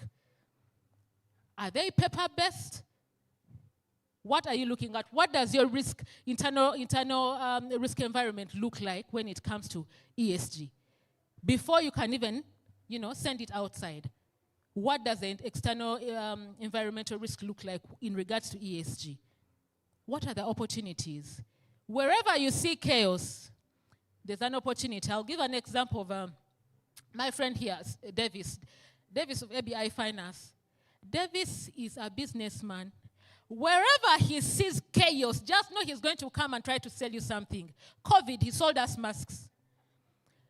That is the thing. Climate change has opportunities. What are those opportunities? You can be able to articulate these things such that what you're looking at, you can actually be able to implement. Your team can be able to sell these kinds of things. Then the ESG frameworks. This is just one of them. The SPM framework. 2 years ago, it was just six standards. But right now, it's 7. Last year, they added the environmental performance management. It has a social strategy. It looks at leadership, which is good governance, looks at climate-centered products and services, which play into what we are trying to do, client protection, responsible human resource development. While we are looking at the social aspects of it, before we run around trying to fix the people who are outside, how do we treat our staff? How do we treat the internal customer? That is very key. Responsible growth and returns. What are the interest rates like? Sometimes in the Ugandan context, it's, because of the macroeconomic environment and the business environment we work in, this can be really tight. But what's the best that we can do? So this is just an example of one of the frameworks that can be adopted. This is what we are applying in aBi Finance, and this is what we assess our partners against. And you'll testify that wherever we have come to you, if we, the first thing we do is assess you against this. The dedicated products, we need to scale up green finance flows to this adaptation, to the mitigation, to biodiversity conservation. How do we integrate green finance aspect in the credit process? So while we are developing the products, we need to make sure that the entire system is all greened. If we are looking at application, how does green speak to the application part? In the application forms, have we put the relevant questions to ask? Because it is very easy to go to a vendor, touch up the system, but when the application form does not ask those questions. When it comes to appraisal, do we have a checklist, a green checklist of if you're assessing an agribusiness, this is what you look at. Ask these questions. Sometimes we all at some point do not know what we do not know. And a checklist goes a long way in stimulating the mind of a person. After the loan officers have used it 4 or 5 times, it becomes part of them. But at the beginning point, do we have this checklist? When we come to contracting and disbursements, the loan contracts, some of these things, if we do not contract, they don't get done. My dear financial institutions, as you have seen, all the contracts we have, we shall put for year target for women. Now we are coming with another target with whatever it is that will, that will be greener than women. If it is a case of refugees, we have had some fights with some financial institutions of, no, you're telling us to have at least, 30% of our portfolio to women. I'm like, but right now you're at 5%. And then they tell you we have VSLAs, they have women. But you have VSLAs, probably. They have women. But the chairman and the secretary are men.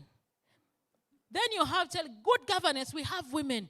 There are women at all the lower positions, and the entire board is full of men, the entire senior management is full of men, and even the intermediary, intermediary management is full of men. And then they will tell you, but we have women, what are they doing? But they go to the field. that kind of thing. We need to be able to address these issues through the entire system. When it comes to monitoring and reporting, I've spoken about this. Staff capacity building. We will need to conduct needs assessments. Where are we? Some financial institutions are far ahead of all of us. There's a tier 1 financial institutions I'm not mentioning, but they're in this room. We went to them, indicating, okay, we want to tell you what we are doing. And my dear, we got educated. They are ahead of us, ahead. We got educated. So, when it comes to needs assessments, different financial institutions at different levels. So we don't have a one size fits all when it comes to this. Even in our interventions, we'll be able to deal with each one of you according to where you are. The consultants we are bringing on board to assist, the technical assistants, they'll be able to handle each one of us at the level we are.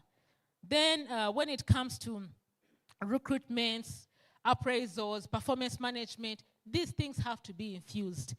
If you're telling people, for example, to train in green finance and they're open learning courses, if you're not measuring it, no one is going to do those courses. Some of them, we keep joking about, there's a particular course on the UN portal, it's called the SDG Primer. When you're starting, the UN, at the website, what they say, you can do this in 3 hours. My dear, you can go after 1 month and you have not finished the thing because you read one thing, then they give you a link, and it has a lot of information. Then you have to fast pause. For you to understand this one paragraph, you have to read 10 other things. So, pace yourselves. But the beauty about it is that there's a lot of information that is free on the internet when it comes to sustainability, when it comes to green finance. The UN, the World Bank, these free portals, there's a lot of information right now that we can read, that we can use. Then incentivizing staff. The same way we incentivized staff to promote agricultural finance. Let us do the same for green finance. Because sometimes if you're telling a loan officer to speak to the demand side, to whoever it is that they're lending to, tell them about climate finance. Try to sell this thing. And they do not, and they have targets of bring microfinance, typically 30 loans a month. I have been a loan officer before, and I know that if you tell me between a salary loan and agricultural loan, I will go for the salary loan because someone comes in the morning, goes to office, comes back at lunchtime, sign the documents, and takes money the same day. Turnaround time 1 day. After end of the week, it is very easy to have hit your target. But what is the point of doing that? If that is the way it's going to go, what is the point of having agricultural loan officers or having dedicated staff? We need to incentivize them both monetarily but also non-monetarily. Get creative around it such that we don't have a case of apathy. A case of apathy towards green finance. Let it not become a burden to the staff of the financial institutions.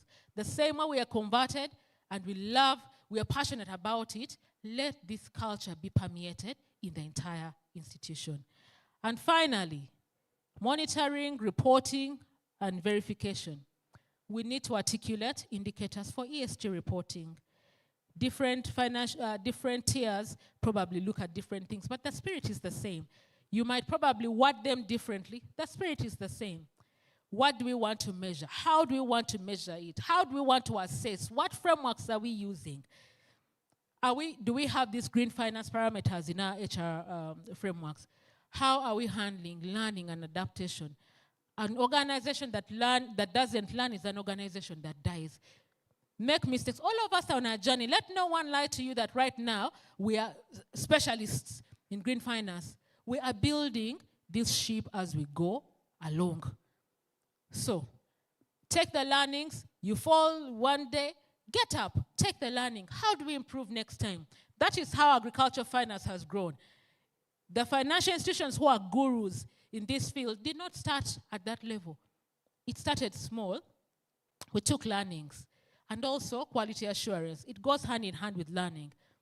Improve. Let us have a culture of continuous improvement to ensure that we actually, as we go along year by year, we improve the quality of green financing that we are offering. So, question, as a financial institution, where are you? Where are we? Where are we regarding policies, regarding the 5 pillars that we, regarding these 5 pillars? The policy frameworks, ESG standards, loan products, staff capacity, monitoring, reporting, and verification. Where are we? Would like to know. And this is not a name and shame aspect. It's just to understand, when you think about it realistically, what do you have in your financial institution right now? So we have a Google form that has been sent to your email addresses, but if you do not have that email through yet, that is the link. You can use that. I will leave it here for 10 minutes to allow you to fill in the Google form. Then we'll just have a feel of what we look like right now. We use the email addresses that you left at the registry, and I'll give you 10 minutes. Please fill in, where are we as financial institutions?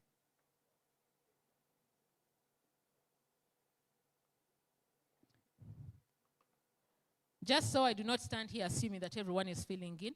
If you've checked your emails, do you have the link? Let's the hands of those who have the link. You have the link?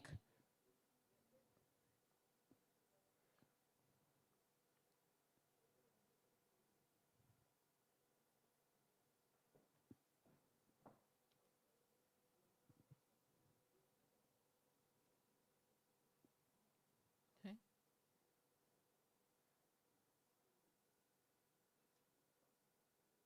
Hands again. How many people have the link?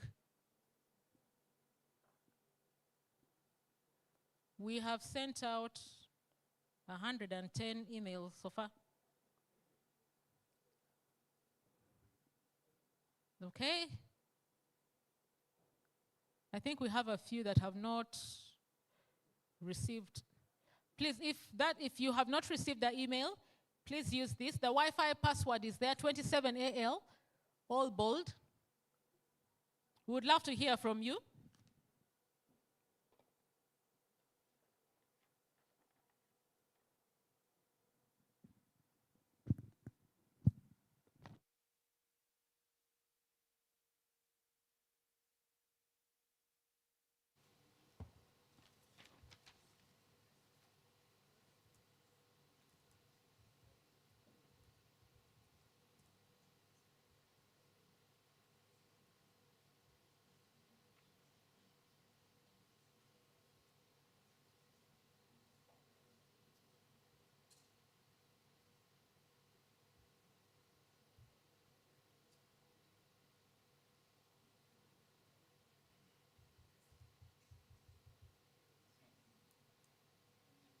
Are we all in?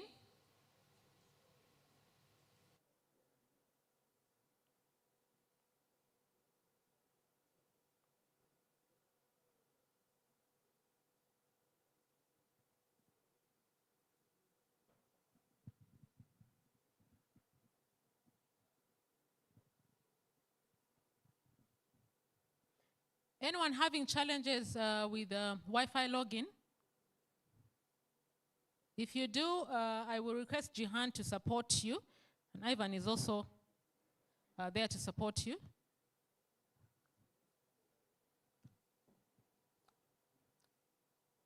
So I will keep quiet and wait for you to fill in.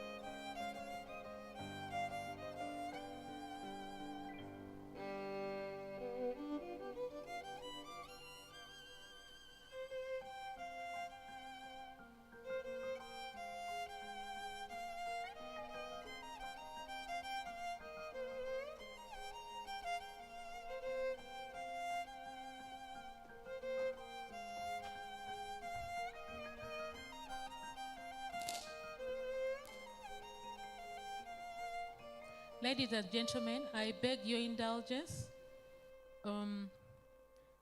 Kindly forgive us. The link that we gave you is for,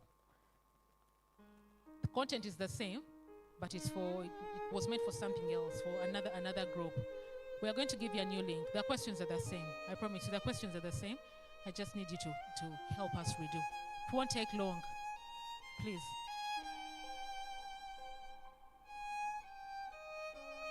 Please indulge us.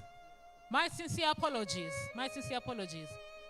Because we would love to show you the output of what generally the sector looks like right now. But using that link that we gave you earlier, we will not be able to. So kindly give us 5 extra minutes and use the link that we are going to share now. Apologies, please. No.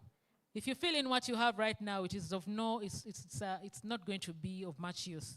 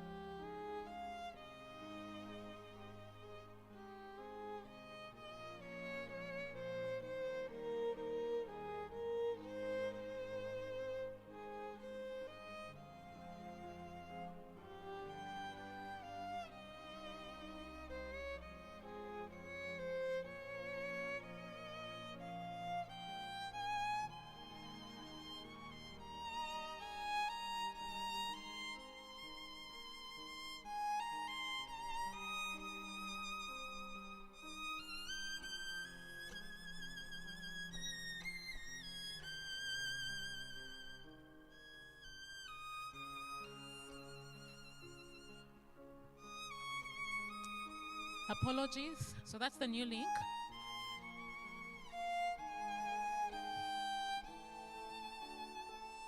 So I'll give you 10 more extra minutes to use this link. Thank you.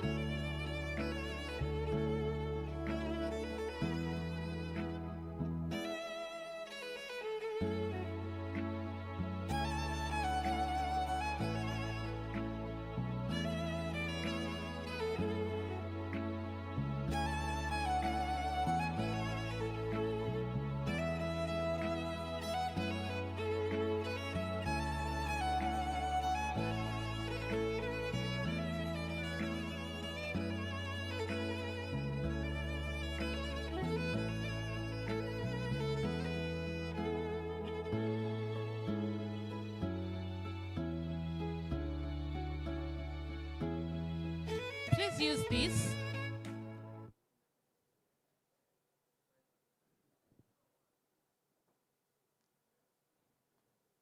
You have to type this in your web browser.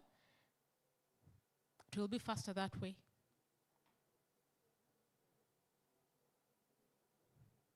Okay, the responses have started coming in. Okay.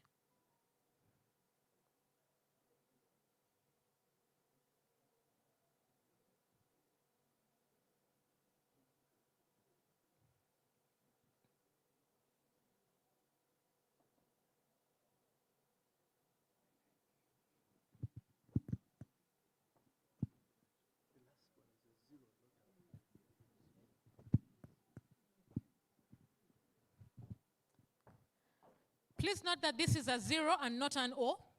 This is 0. Oops. This is 0 and not O. 0, not O.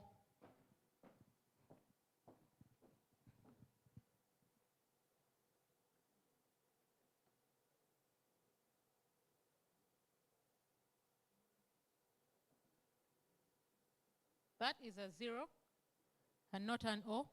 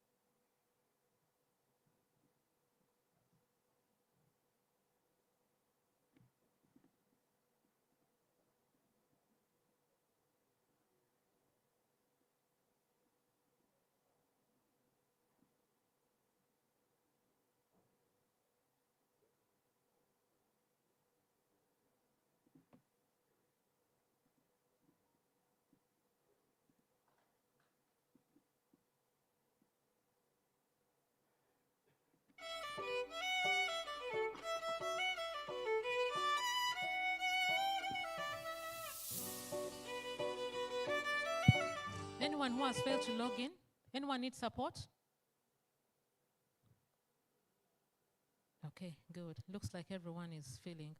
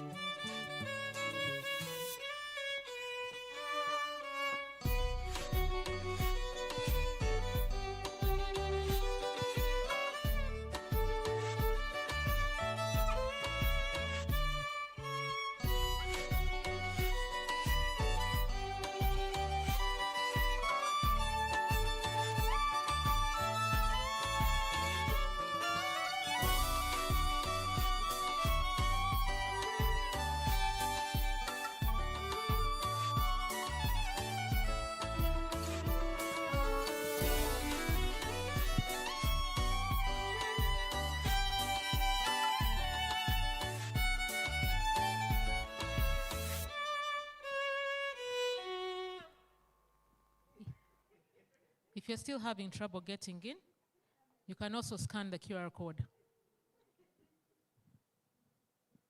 Okay, the responses have started coming in. Thank you. 3 responses so far.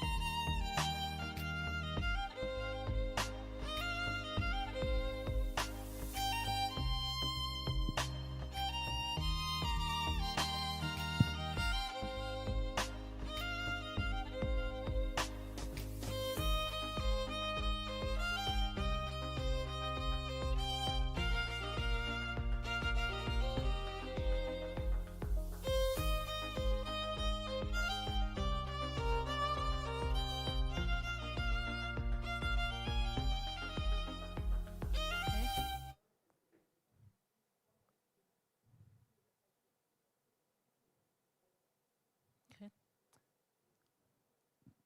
6 responses. Thank you very much. Keep them coming. 7.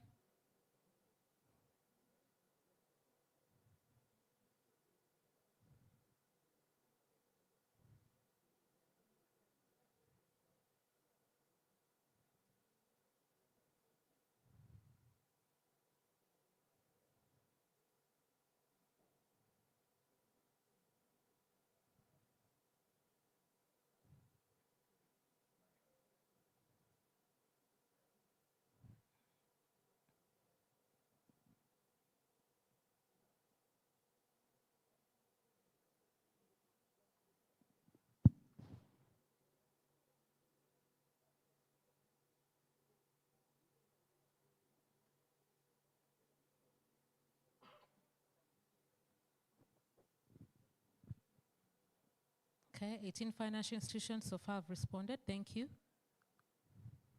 19, 20, yes.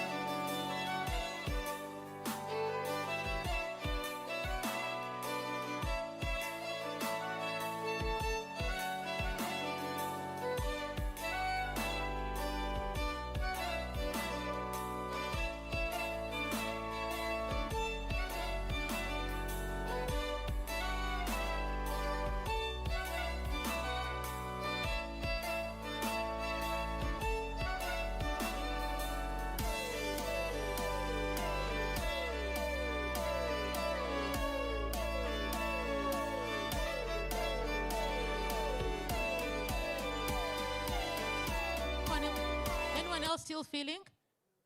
By show of hands, who hasn't filled in yet? Who hasn't completed? Okay, we'll give them some time.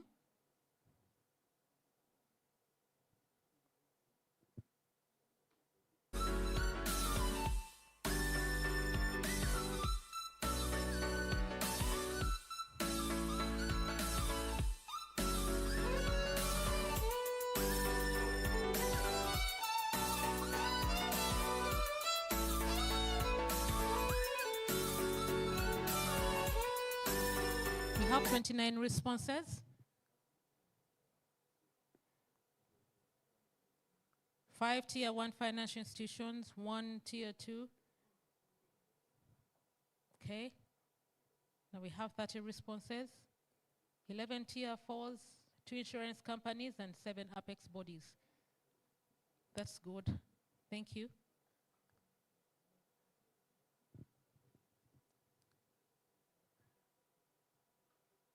Anyone else still feeling? Okay, so we have one more person. We'll give you 5 more minutes. And then Ivan, I'll request you to flash for me the results.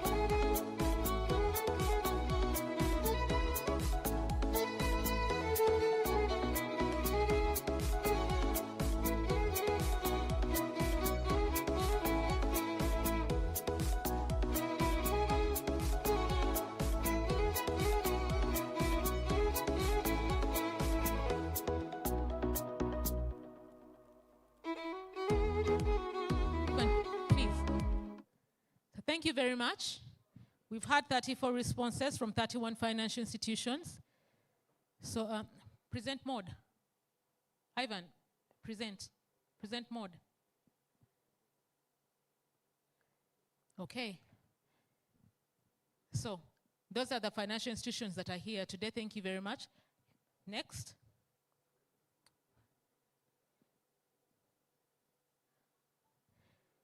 So by categorization in this room, we have the majority being tier 4 financial institutions. Expectedly, we have more tier 4 financial institutions. 15% is to tier 1 financial institutions. We have umbrella organizations, UBA, FITSPA, UMRA, AMFU. Next. So this is the gist of the matter. Does your organization have an environmental policy? As you can see, the majority of us do not have. And this is where our capacity building is going to fit in. So while we are chasing green, without these policies, there's only so much that we can do. This is the point we wanted to drive home, that while the financial services sector is passionate about green, most of us do not have these policies to guide us. Next question.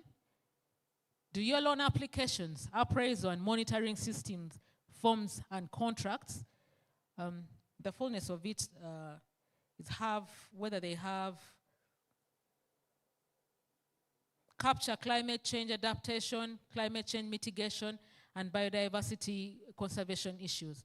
Still, the majority of us do not have. And that is what we want to rectify to make sure that we can actually do good business. Next. Does your MIS or banking system capture climate change adaptation, mitigation, biodiversity conservation? The majority of the systems do not. As I mentioned, we have some that are ahead of the curve, but the majority of us are just learning. And this is a journey we want to take with you as aBi. Next question. Are climate change adaptation, climate change mitigation, and biodiversity conservation issues part of your staff job description? Majority say no. This is not a consideration right now. we need to correct that. And that is part of the support that we'll be rendering. Next question. Does your organization have dedicated budgets for training staff on climate action? Still, the majority are saying that they do not. We need to be intentional about climate action. Climate action is not passive. It is never passive. Never passive. It is not something that you achieve as a by the way. We have to be intentional about it, and this is one of the ways that we are going to do that. Like I mentioned earlier, we have some free courses. So even as HR, we can take advantage of these online courses because they have very, very good information. Most of the people that right now that speak about ESG and climate change are people who are self-taught. It's not that they've gone for any professional courses, but this is a good beginning point. Before you get into that depth, you need the basics, and this is one way of getting the basics. Next, Ivan. This was just to test our knowledge of, what we know about socially responsible investments. And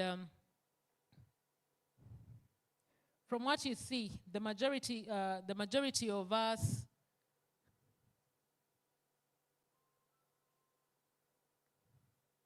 scroll down.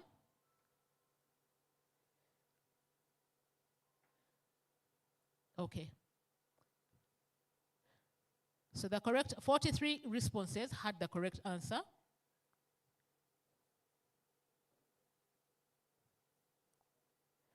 Yes. In the interest of time, we've captured up to number 7, really where I wanted us to see. I wanted us to see really where we are in terms of the five pillars that are going to ground us, that at least the basis, what we need as foundational for us to begin this green finance journey. So, Ivan, it's okay, we can go back to the presentation. So, the summary of it is, majority of us really need support. But even if it's not a case of support, we need to ground ourselves and start off with the basics for green financing. Then we'll be able to run, to eventually walk and eventually be able to run. So what is our offer as aBi Finance? We are going to be supporting the development of a master environmental policy. So starting next month, we have technical assistance that is going to develop a master policy. Then the financial institutions will be supported to customize that into their context. Because the basics, the spirit is the same, like I said, but every financial institution has its own context. They have different risk appetites. What is acceptable to one financial institution might not be acceptable to another. So this is a journey that we are going to support you on. Then, when it comes to training, we are looking at having countrywide staff trainings for at least the foundational green finance knowledge. We'll be in 20 districts. We are targeting your foot soldiers, not just the managers and the people who sit in the committees, but we want your loan officers there. The people who actually sell, the people who interface with the demand side of business. These are the people that we want. We'll also be having some training, some activations for the demand side. Because as a financial institution, if you understand climate finance and you understand that if I have early maturing seed, it's good for my business, then the people who actually plant the seed also need to know. So we'll be having staff trainings, but also having activations for the demand side. We'll be working through district interventions, but also encouraging you to send your clients when we call so that they can better understand what this climate finance is. Our focus right now is the credit teams, because and the sales teams. These are the people who interface with the clients, and we'll be beginning next month to November 2023. That is for the first phase. This is going to be ongoing support, and hopefully at some point, we'll be able to cost share. We are funding everything right now, but at some point, we need to be able to budget for these interventions to be able to grow our staff, but also grow our businesses. We are going to be partnering with the Uganda Institute of Banking and Financial Services to develop, but also deliver these trainings in the different regions. You might be asking, 20 districts, Uganda has a gazillion districts. The 20 districts, for example, if we capture Bushenyi, if we're in Bushenyi, Bushenyi covers Ishaka, it covers Igara, it covers all those other districts that are around. If we are in, let's say, Mbarara, it will, the Chiruhura region will also be covered by that. So these are just strategic districts that we are looking at. If we're in Mbale, Kapchora, and Queen, and all these other districts that are nearby, will be able to be served by that particular training. Then we are also offering to develop a master green loan product. Now, when it comes to loan products, the spirit is the same again, but different contexts for different financial institutions. You have seen different financial institutions have different parameters, even for the simplest of loans like salary loans. What the tenure and the appetite of, let's say, a tier 1 financial institution might be completely different for a tier 4 financial institution.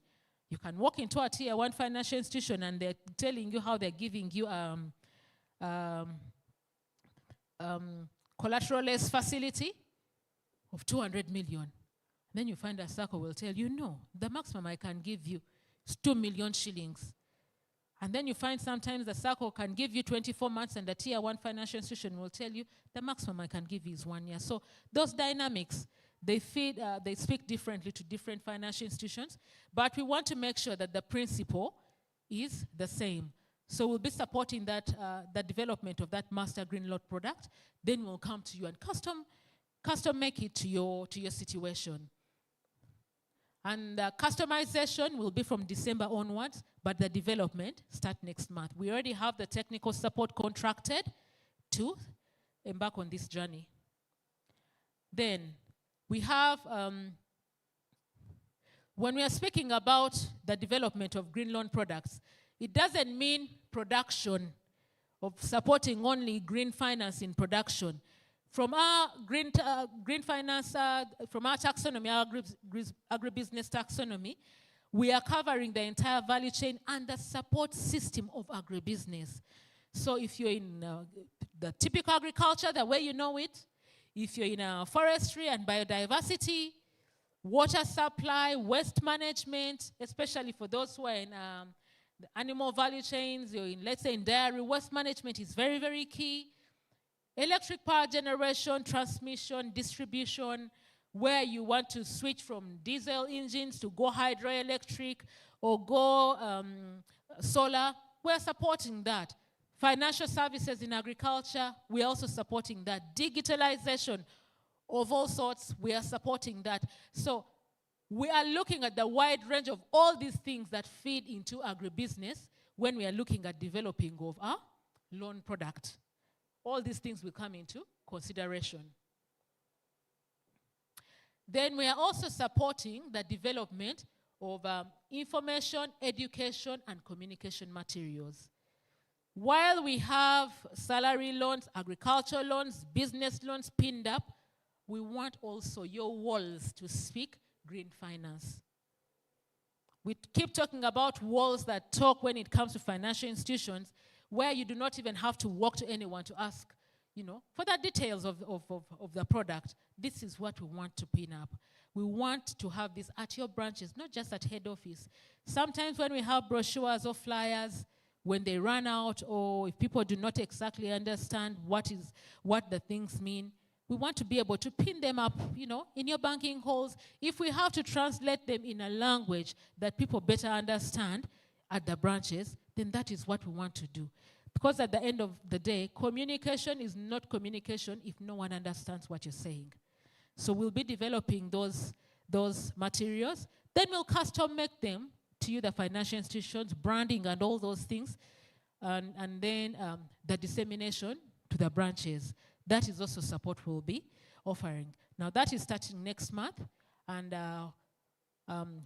According to our timelines, we are expecting that by September, because this is, just developing materials, by September onwards, we hope that we'll be able to have these materials, at least for starters, for the information to start trickling in, even as we develop the products. You whet the appetite of the masses for them to know that there's something good that is coming, such that when it comes, we don't struggle with pipeline development. We need the products to be uptaken.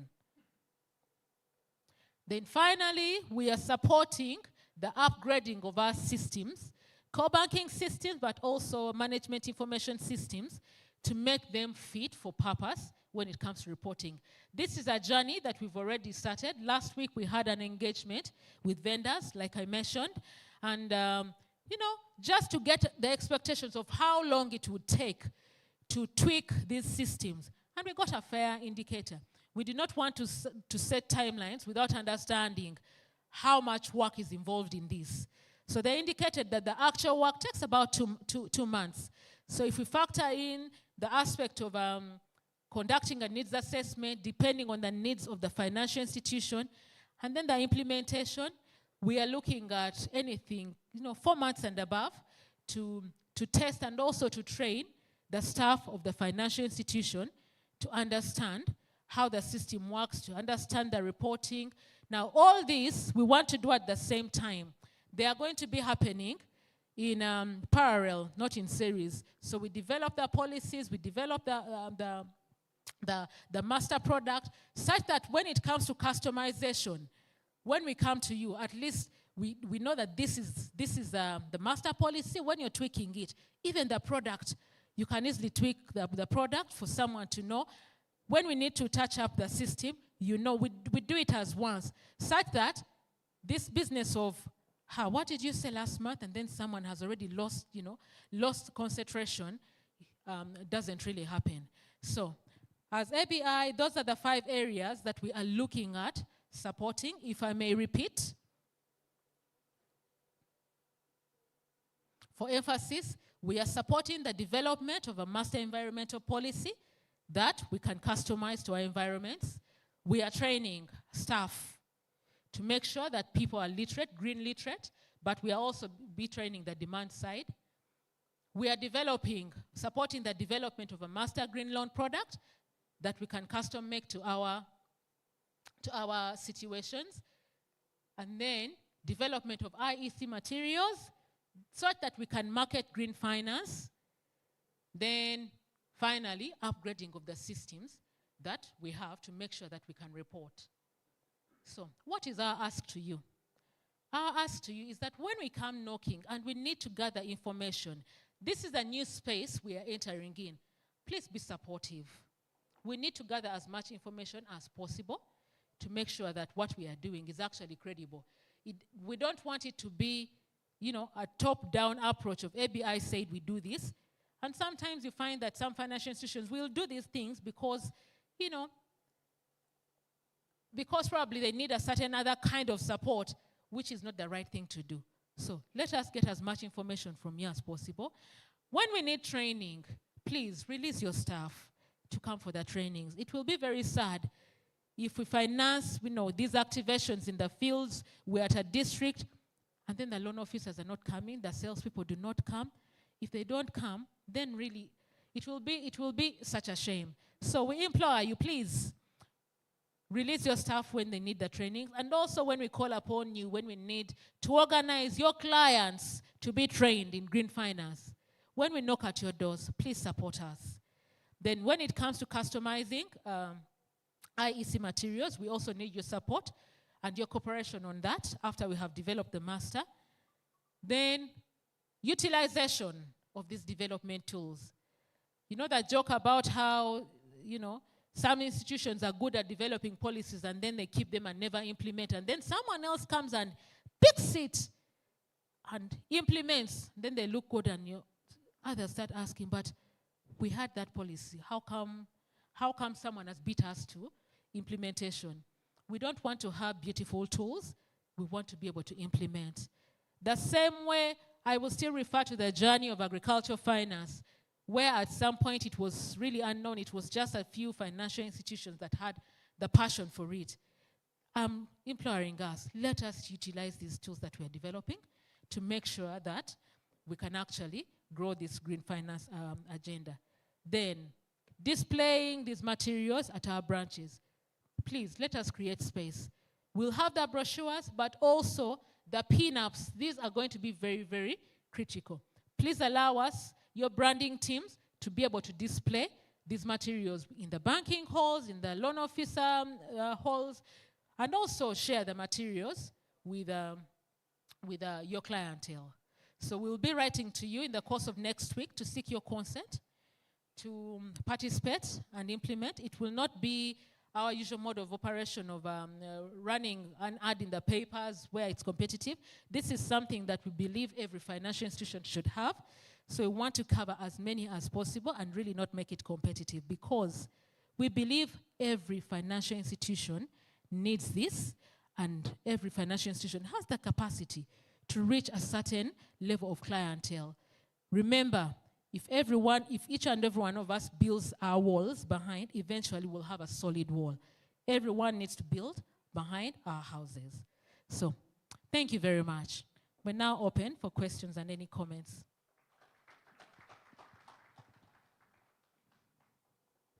We'll have a mic going round. If anyone has any comments, any questions.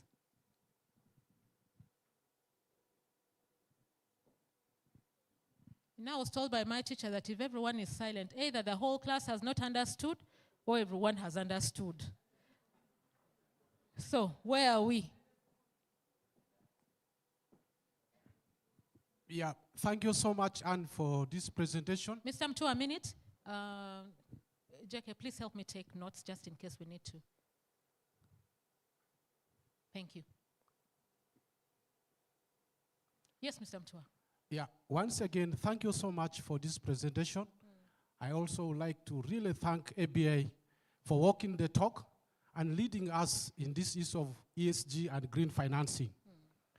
From the supply side, definitely, we are going to do our best. We have heard, we have internalized it, we really need to put it into practice. I think we equally need to address this issue of incorporating ESG in our policy modules to ensure that the demand side is fully brought on board.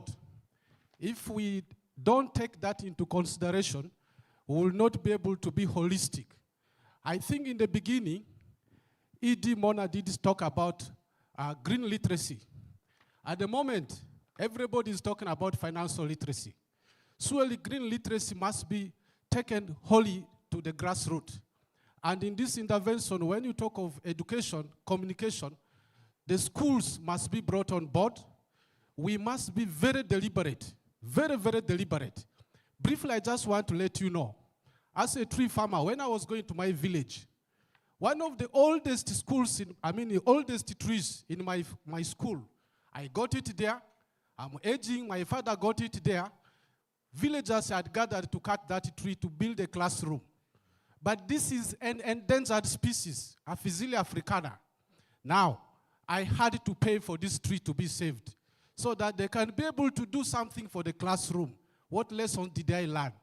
That the community down there must be brought on board and ensure that we actually have green literacy incorporated, and this is taken to the schools. Lastly, for us, the practitioners, most of our risk matrices emphasize, we all know, emphasize on our finance, on the financial management, on the credit risk, on the operational risk and institutional risks. But rarely do our risk matrices touch on the issue of the environment. Our products, our customers we finance, how do this influence the water bodies? How does it influence? I think from today, this is a serious take home for me and colleagues that our risk matrices must be very comprehensive. Thank you so much. Thank you, Mr. Mtua. It goes back to the question, how are we doing? What are we doing to live sustainable lives? So this goes beyond the financial institution. It goes to our personal lives. You cannot sell what you have not become. So, food for thought. Thank you, Mr. Mtua. Next question or comment? Yes, please. Okay. Yes. Thank you, Sabano, for the presentation. This is Mgaga Mamidi Kwet. I have two questions. One, that you talked about the 20 districts where you're going to begin the implementation process. Is it possible for you to share us with those districts? Then two, it's about, you say that you'll be moving across the country, and so you're requesting that the financial institutions should also mobilize some of their former members to attend some of these trainings. So I wanted to find out, what will be the benefit for the trainings? Is it at maybe the branch, or maybe we should have those green finance trainings at district level? Thank you. Okay. We'll take another question.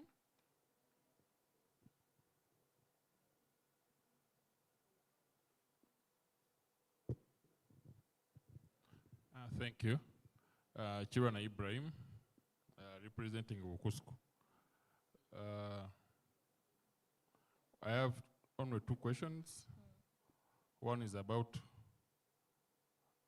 which category of circles is aBi targeting to benefit from this fund, and what is the process for a circle to benefit?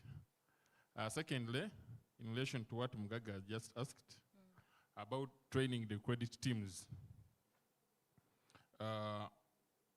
when the credit teams appreciate this green finance, and their leaders and their senior managers have not appreciated the concept, it might find a challenge to be accepted in a circle. I would propose if maybe the leaders and the senior managers are combined with the credit teams, so that we get the approaches from all corners for it to be accepted.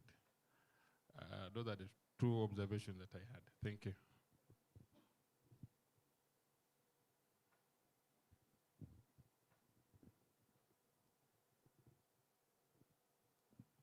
Any other question? Or I first address those? Okay, so the issue about, I'll start with the last question. The issue about the credit teams. Our definition of a credit team is not just the credit officers. The credit team includes everyone, whoever sits in a committee that approves credit. So it goes right up to the board. But like you said, you can't mix loan officers with a board team, people who are involved in the governance. So we'll take that under advisement. We'll have different cohorts to deal with the foot soldiers, to deal with the management teams, then to deal with the topmost governance bodies. JK, please help us note that, such that the trainings are well, broken down. Then, Mr. Mgaga, you asked what the benefits of the trainings are. I will go back to this. Trainings by HR standards are to deliver three things. They deliver skill, they deliver knowledge, they deliver attitude change. Now, the trainings that we are looking at, what we can support on as aBi, we can support on the skills part, we can support on the knowledge part. You cannot sell what you do not know. The meeting that we had last week, I shared an example of my journey as an agricultural loan officer. I studied agriculture, but you'd sit in a committee and someone comes and tells you, I have a poultry case. This client has 300 birds. And then they tell you each bird lays 2 eggs a day. From an agricultural point of view, which hen is that? All of us would be doing poultry. As in, when you work backwards, you realize someone tells you, my client has an acre of banana plantation and gives me 60 bunches a month. You're like, how? But it takes someone who understands agriculture to know that from the agronomic aspect of it, it is impossible. To know that topmost, if your hen is to give you product, it's going to give you 7 eggs every 10 days. So, understanding what green finance is from the basics is what is going to help you. You will not be able to sell it to anyone unless you appreciate it. Now, as financial institutions, where do you fit in? The attitude change is your aspect. The culture change in the organization is where your greatest battle usually is. People will learn very many things, but changing the way they do business, changing their minds, their paradigms, the way they see things, the way they see business, is a completely different dynamic. It can become a case of this is how we have always been doing it. So we are supporting on the aspect of skills, supporting on the aspect of knowledge, supporting, bringing in an aspect of, the attitude change of this is how you should change. This is good business. And by good business, we'll articulate this, but then you'll also have a gap to play, a part to play. But at the end of the day, I will go back to the business case. Guys, green finance is good business. Sustainability is good business. It is good for you, especially if you're in this agribusiness field. PARs, the highest you'll find, are weather-related issues. They are climate change issues. True, false? The issues of floods, there was a drought, and things like that. Whoever knew at some point that fall armyworm would become an issue in Uganda, but it's a case of climate change. Whoever knew that would be eating grasshoppers in June? Surely. We all used to wait for grasshoppers in November. Climate change. Now this whole season, grasshoppers, it is raining. So we're enjoying, but just know you're enjoying fruits of climate change. So I hope that addresses your question. Then the districts where we'll be, I'll be sharing those shortly. Then the other question was, what category of circles are we going to be looking at? So our entry point as aBi Finance is the first entry aspect that we look at is at least 3% of your portfolio should be towards agriculture. Because really, as you hear aBi, the starting point, aBi in full, Agriculture Business Initiative. Agribusiness is our business. Anything outside agriculture. By agriculture, I don't mean, by agribusiness, I don't mean agricultural production only. I mean everything else, the entire ecosystem of agribusiness. So that is at least 3% across the entire value chain. Then you should have been in existence for a minimum of 3 years, at least have audited financials for us to know that you've been in existence. Uganda has too many briefcase companies. Should be at least regulated by UMRA, have a license to operate, a money lender's license. If you don't have a license, then you're illegal. We're not in the business of illegality. Then have at least a minimum portfolio of $500 million and equity of $500 million. The rest of the things we can talk about. PAR, our appetite is usually 10% or less, but we also know that people are recovering from the COVID situation. Some financial institutions that used to have very, very good recoveries were hit. So these things are really not cast in stone. We can have a discussion and see, especially where the appetite is. If we cannot support you directly as aBi, no one think we shall find someone who can support you. For the COVID situation, some of you have benefited from the Economic Enterprise Restart Fund with Stanbic. We knew that there are some financial institutions that we will not be able to get to directly because of their sizes, and we know that we cannot reach all the circles. Uganda has more than 2,000 circles, but we have partners. We know when we need capacity building. When do we bring in AMFU to handhold? When do we do it ourselves? When do we bring in other entities? So if the demand from yourselves is overwhelming, then that will cause us to actually expand. But let us first get in. Then I think those are the questions. I'll take 2 other questions. Mr. Mgaga, I'm coming to you. I'm going to flash up the districts. Okay. Any other questions? There's a hand there. Thank you. I'm called Tibbs.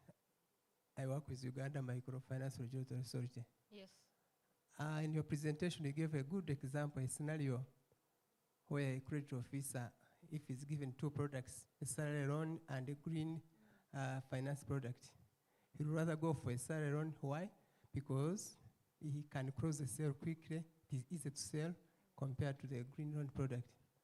I'm just wondering if we wanted to increase the product of green loans, green finance, if there are incentives, like for instance, for a credit officer, if like he disburses, let's say, $1 billion in a year, he can be given some credit some incentives. Even in an institution which deals in that product can give even some incentives. One of the incentives I was thinking about is like, for instance, if this loan product does not perform, it goes bad, do we have some kind of collateral, like for instance, a cash collateral, like if, for instance, this loan is not paid, then for us as aBi Trust, we shall lose, let's say, 50%, and for you, an institution, lose 50%. Some kind of incentives. I just wanted you to talk about incentivizing the product. Thank you very much. Okay, any other questions? Thank you.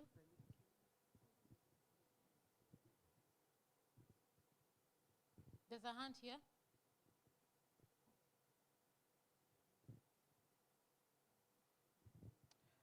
Thank you so much. I'm called Dennis Yutong, and I work for Solidify Finance East Africa.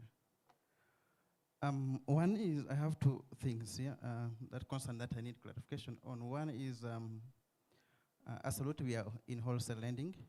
Okay. So I don't know whether we still fit in this, or we have a package, a different package.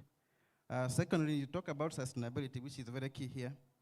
And trying to look at the the training aspect you are providing, I wanted to understand if there's a bit of TOT here, where even after your training, then some other people can carry on with the training to other facility or to other things. And some of us have capacity building unit where we will also provide the same if we get some detailed information or a TOT training.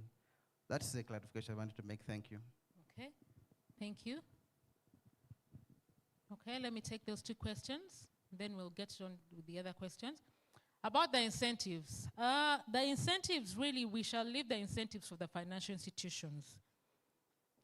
From our side, right now the incentive we are giving is being able to give you the basis. That should be incentive enough for us to know that you're actually interested. The issue of on top of funding the policy, and after we've funded the policy, we fund the product development, we fund the training of the staff, at some point the financial institution has to be interested to put in their own money.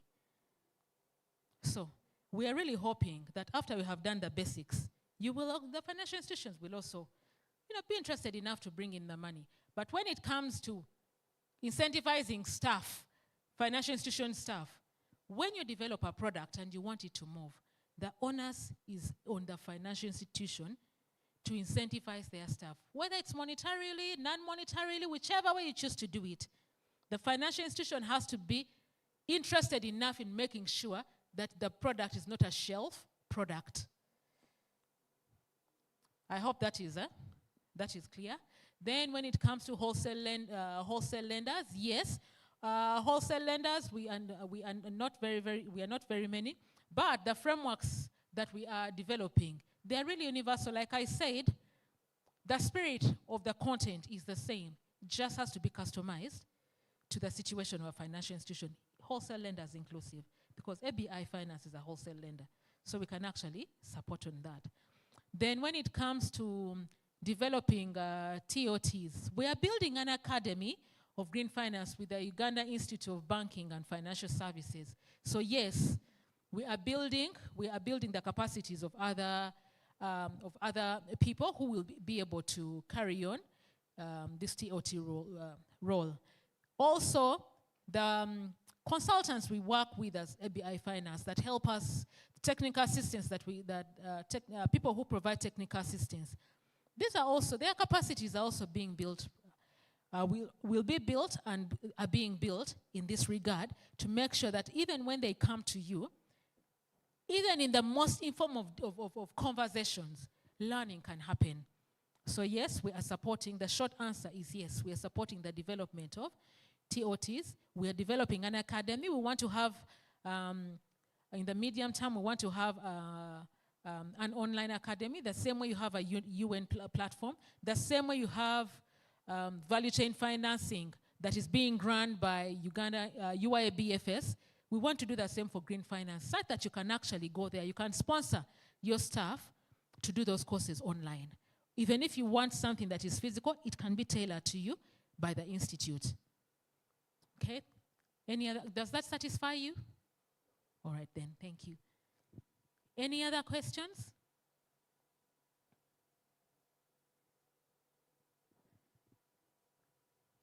Yeah, thank Yes, you so much. Jacob. My name is Jacob from Loro Yamsako. I would like to start by appreciating the great initiative which aBi is doing. I have a recommendation on management information system that the vendors should customize it in a simple way so that we, the end users, can be very easy for us when we are reporting. Should not be very complicated. That's my recommendation. 2, I would like to ask aBi to discuss with the vendors how sustainable are the system when aBi has already left supporting the institution. How can the cost effectiveness of the system, of which the institution can keep on using the system after aBi stops supporting the activity. Thank you. Okay, any other question? Yes, Mr. Mtua.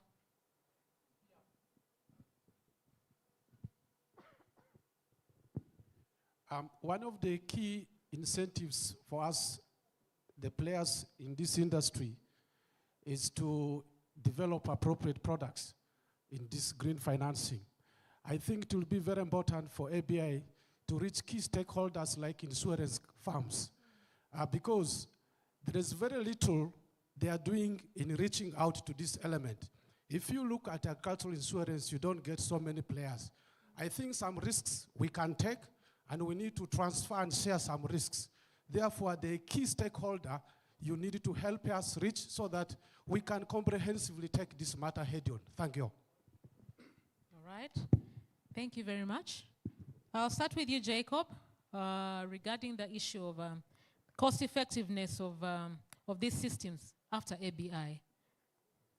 My dear people, these systems are yours. The add-ons that we are supporting are really for your benefit.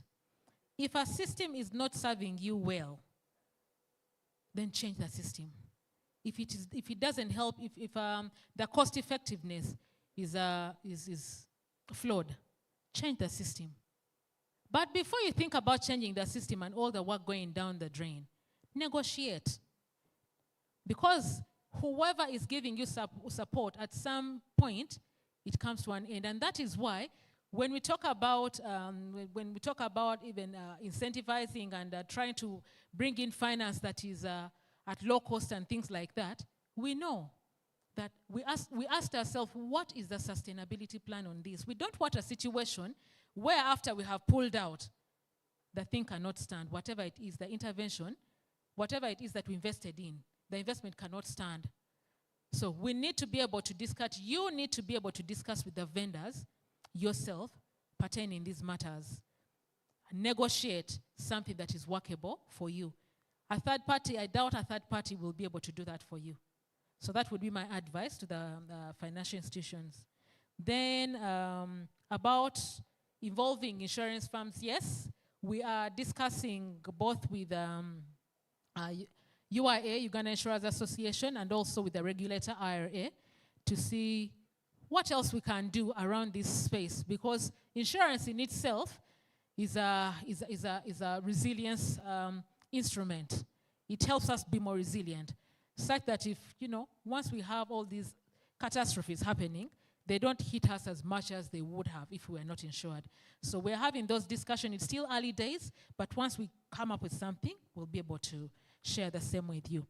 Then to go back to the question that the gentleman at the front asked about, you had asked about entry points, but we also have, when we launched the Green Finance Fund, we launched three strands. This is just one of them, and today we are talking about the business development services aspect of it, but there are two other aspects that we launched. We launched the lines of credit for green finance and also the guarantee. So we are building capacity such that if you get a line of credit from whichever source, you can actually be able to deploy the funds. But when it comes to the risk aspect of it, we can also offer guarantee cover to these financial institutions to increase the uptake at a concessional risk ratio. Ordinarily, we cover 50-50. You take 50% risk, we take 50%. But in a situation where the 50-50 doesn't make sense for you to penetrate, we can actually go the way of 70 covered by aBi and 30 covered by you. We've been asked questions like, once we get solar panels, who do you sell a second-hand solar panel to? Or if you have an irrigation kit, who do you sell a second-hand if you're taking it as collateral? So we've had some financial institutions shying away from that.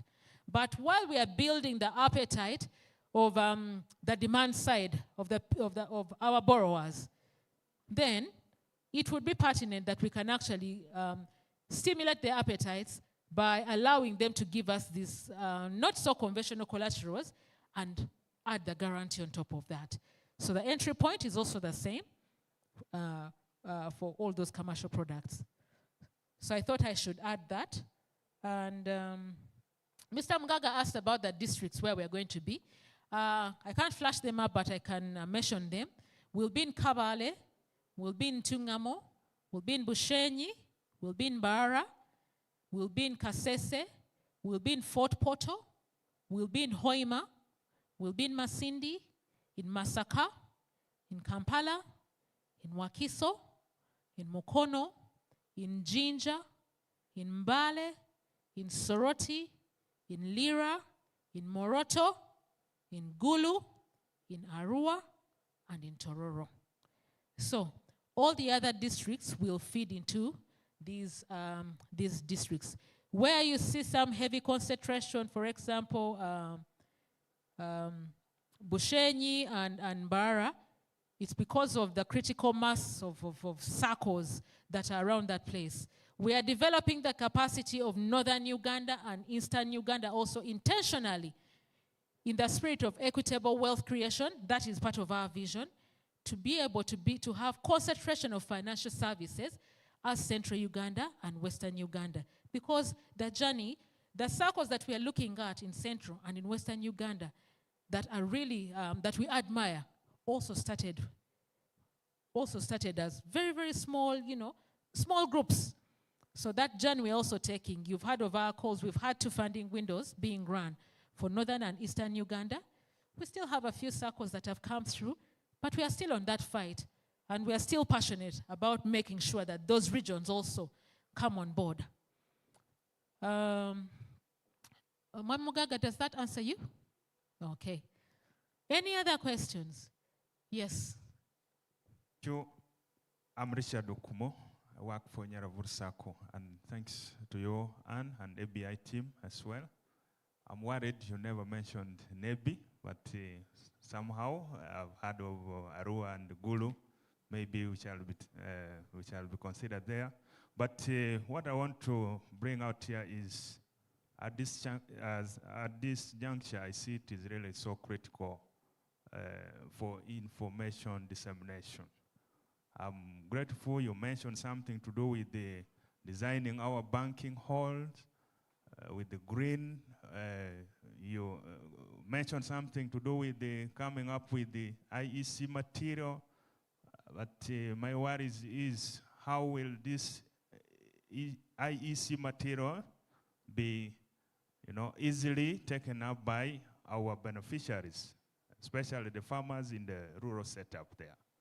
It's something I feel you should come out clear about, because, of course, the end user is the person we are serving.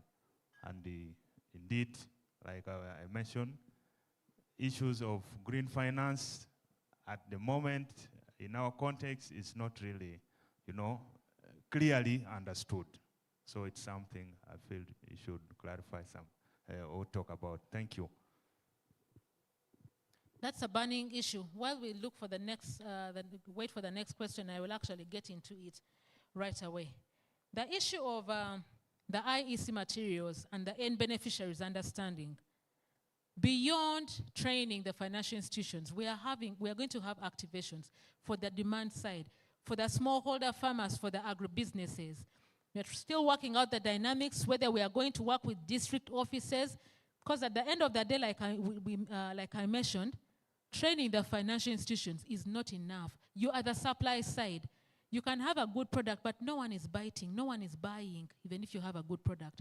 So we are going to have activations for even the other side to understand climate finance. The same way you've been having financial literacy drives. Most of you have financial literacy drives. Correct? True, false? You go out and then teach your people the difference between profit and sales, such that they know that when I have this money, I have to first remove capital. That is the same way we are going to have those drives with you, to your end beneficiaries, to the borrowers, to understand that we need to be able to finance for climate change because it builds resilient individuals, resilient families, resilient communities. So that is what we'll do. And also the IEC materials, they will not be cast in only English. We'll, do that, make sure that we have the translations, and that is also where the credit officers and the salespeople, the sales team come in to explain where people do not understand. All of us are becoming trainers of green finance. What you said about the complication of it's still ambiguous. You saw those many definitions I put up.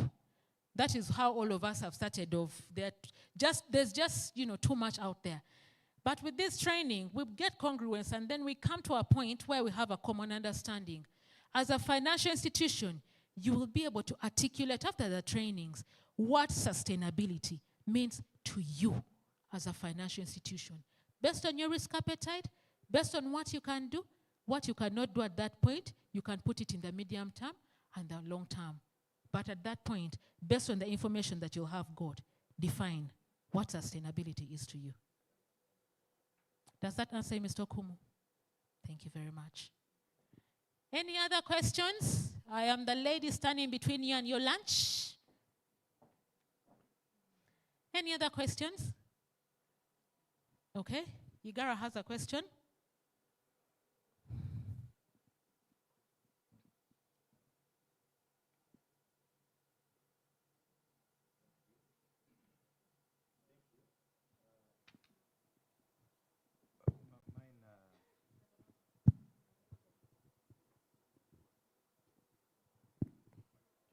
Mine is not a question. Okay. It's just a plea. We are. I'm Matia Mlumba, by the way, from Igara West Tea Farmers Circle. I think if not only the tea farmers circle in the country. So my plea is, we talk about greening. But in the tea chain, we normally use fertilizers, which is mostly nitrogen. And when you look at greening, nitrogen is not good. So my plea goes to you who meet government officials and the other partners to see that the government, if it can subsidize organic fertilizers and try to promote it so it can help in that area. So I think this will work because when you look at sustainability, tea is green, but the fertilizers we apply is not good for the environment. So I will want you to go and engage those people if they can look into that issue. Thank you. Okay, thank you. To tea farmers, my 2 cents worth, 2 things. One, for the fertilizers, have you ever considered looking for a fertilizer supplier who is organic that would also be able to give you good yields while keeping yourself fertile? That is food for thought. Looking for organic fertilizer. But also the aspect of balance. Where right now you're still trying to find a better way of doing, doing business, you're still using the organic fertilizers, you're still looking the inorganic, and you're looking for organic fertilizers, you need to balance it out with, if you are doing something that is not fit for the soil, put something else in the soil that will replenish that which is being removed. That is what sustainability does. If you are going to put rhizobia or urea, that balances out the nitrogen, then those are some of the considerations that have to be taken, as opposed to just maintaining just the organic fertilizer, which gets broken down and gets leached into the water. So it is not just a soil issue. It ends up also being a water conservation issue. Consider the organics. Where you can't consider the organics, consider what can break down that nitrogen. Your board chair says urea works well, so that is also something that can be considered, but it's also inorganic. But also consider the biological aspects of it, like, the rhizobias of this world that can actually be able to fix nitrogen naturally in the soil without giving us adverse effects. So these things are for thinking outside the box. This is how business has been done generations and generations, but we know better, so we do better. And that is our plea to our farmers and also ourselves. So ladies and gentlemen, I think we have come to the end of our session. Applause for yourselves, please. Thank you very much. I've loved the questions. We've loved the interactions. And hopefully we'll be able, when you come knocking, you will respond, and we shall not have dead tools and dead products. Remember, our weapon is finance. Let us weaponize finance to make sure that we play our role in combating this issue of climate change. Thank you very much.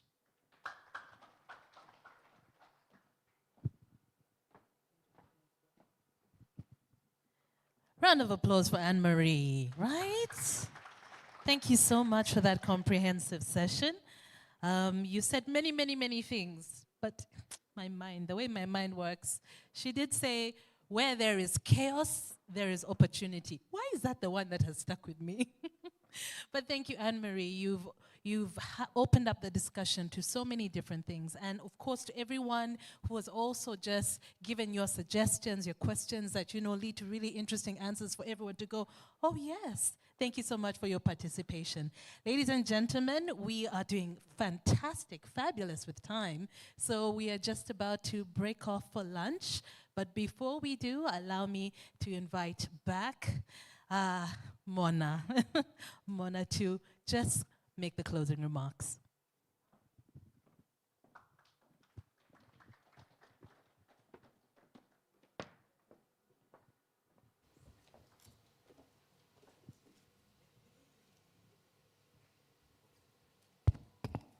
A resounding applause for Anne-Marie and to all of you for being with us till this time.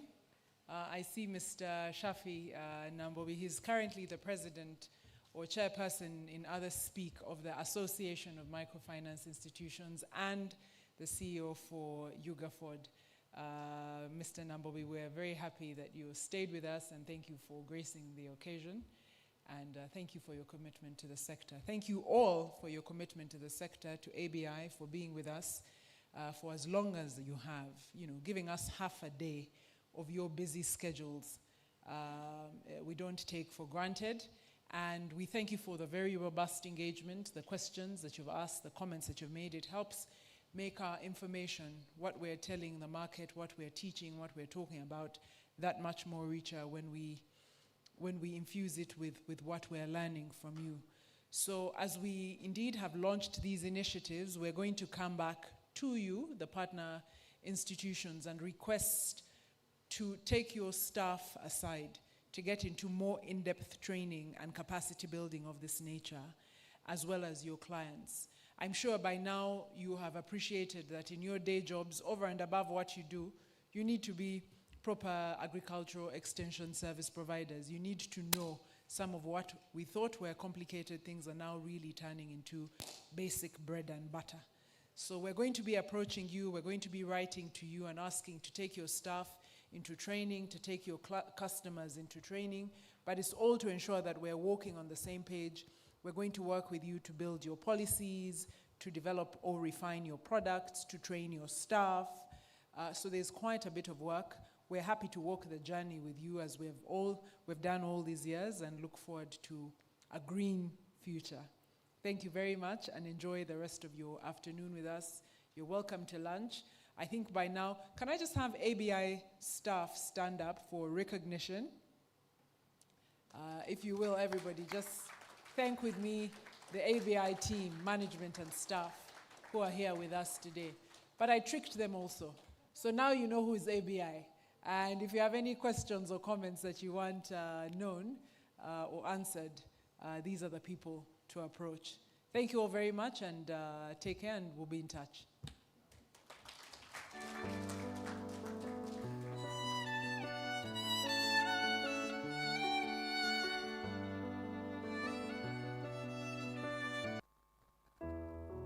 Cause we're living in a world of fools, breaking us down when they all... Let me welcome. Hello, there's really not much that I can add to that, but a big thank you again for being here and for your attention. We do have lunch for you. I do hope everyone has a coupon.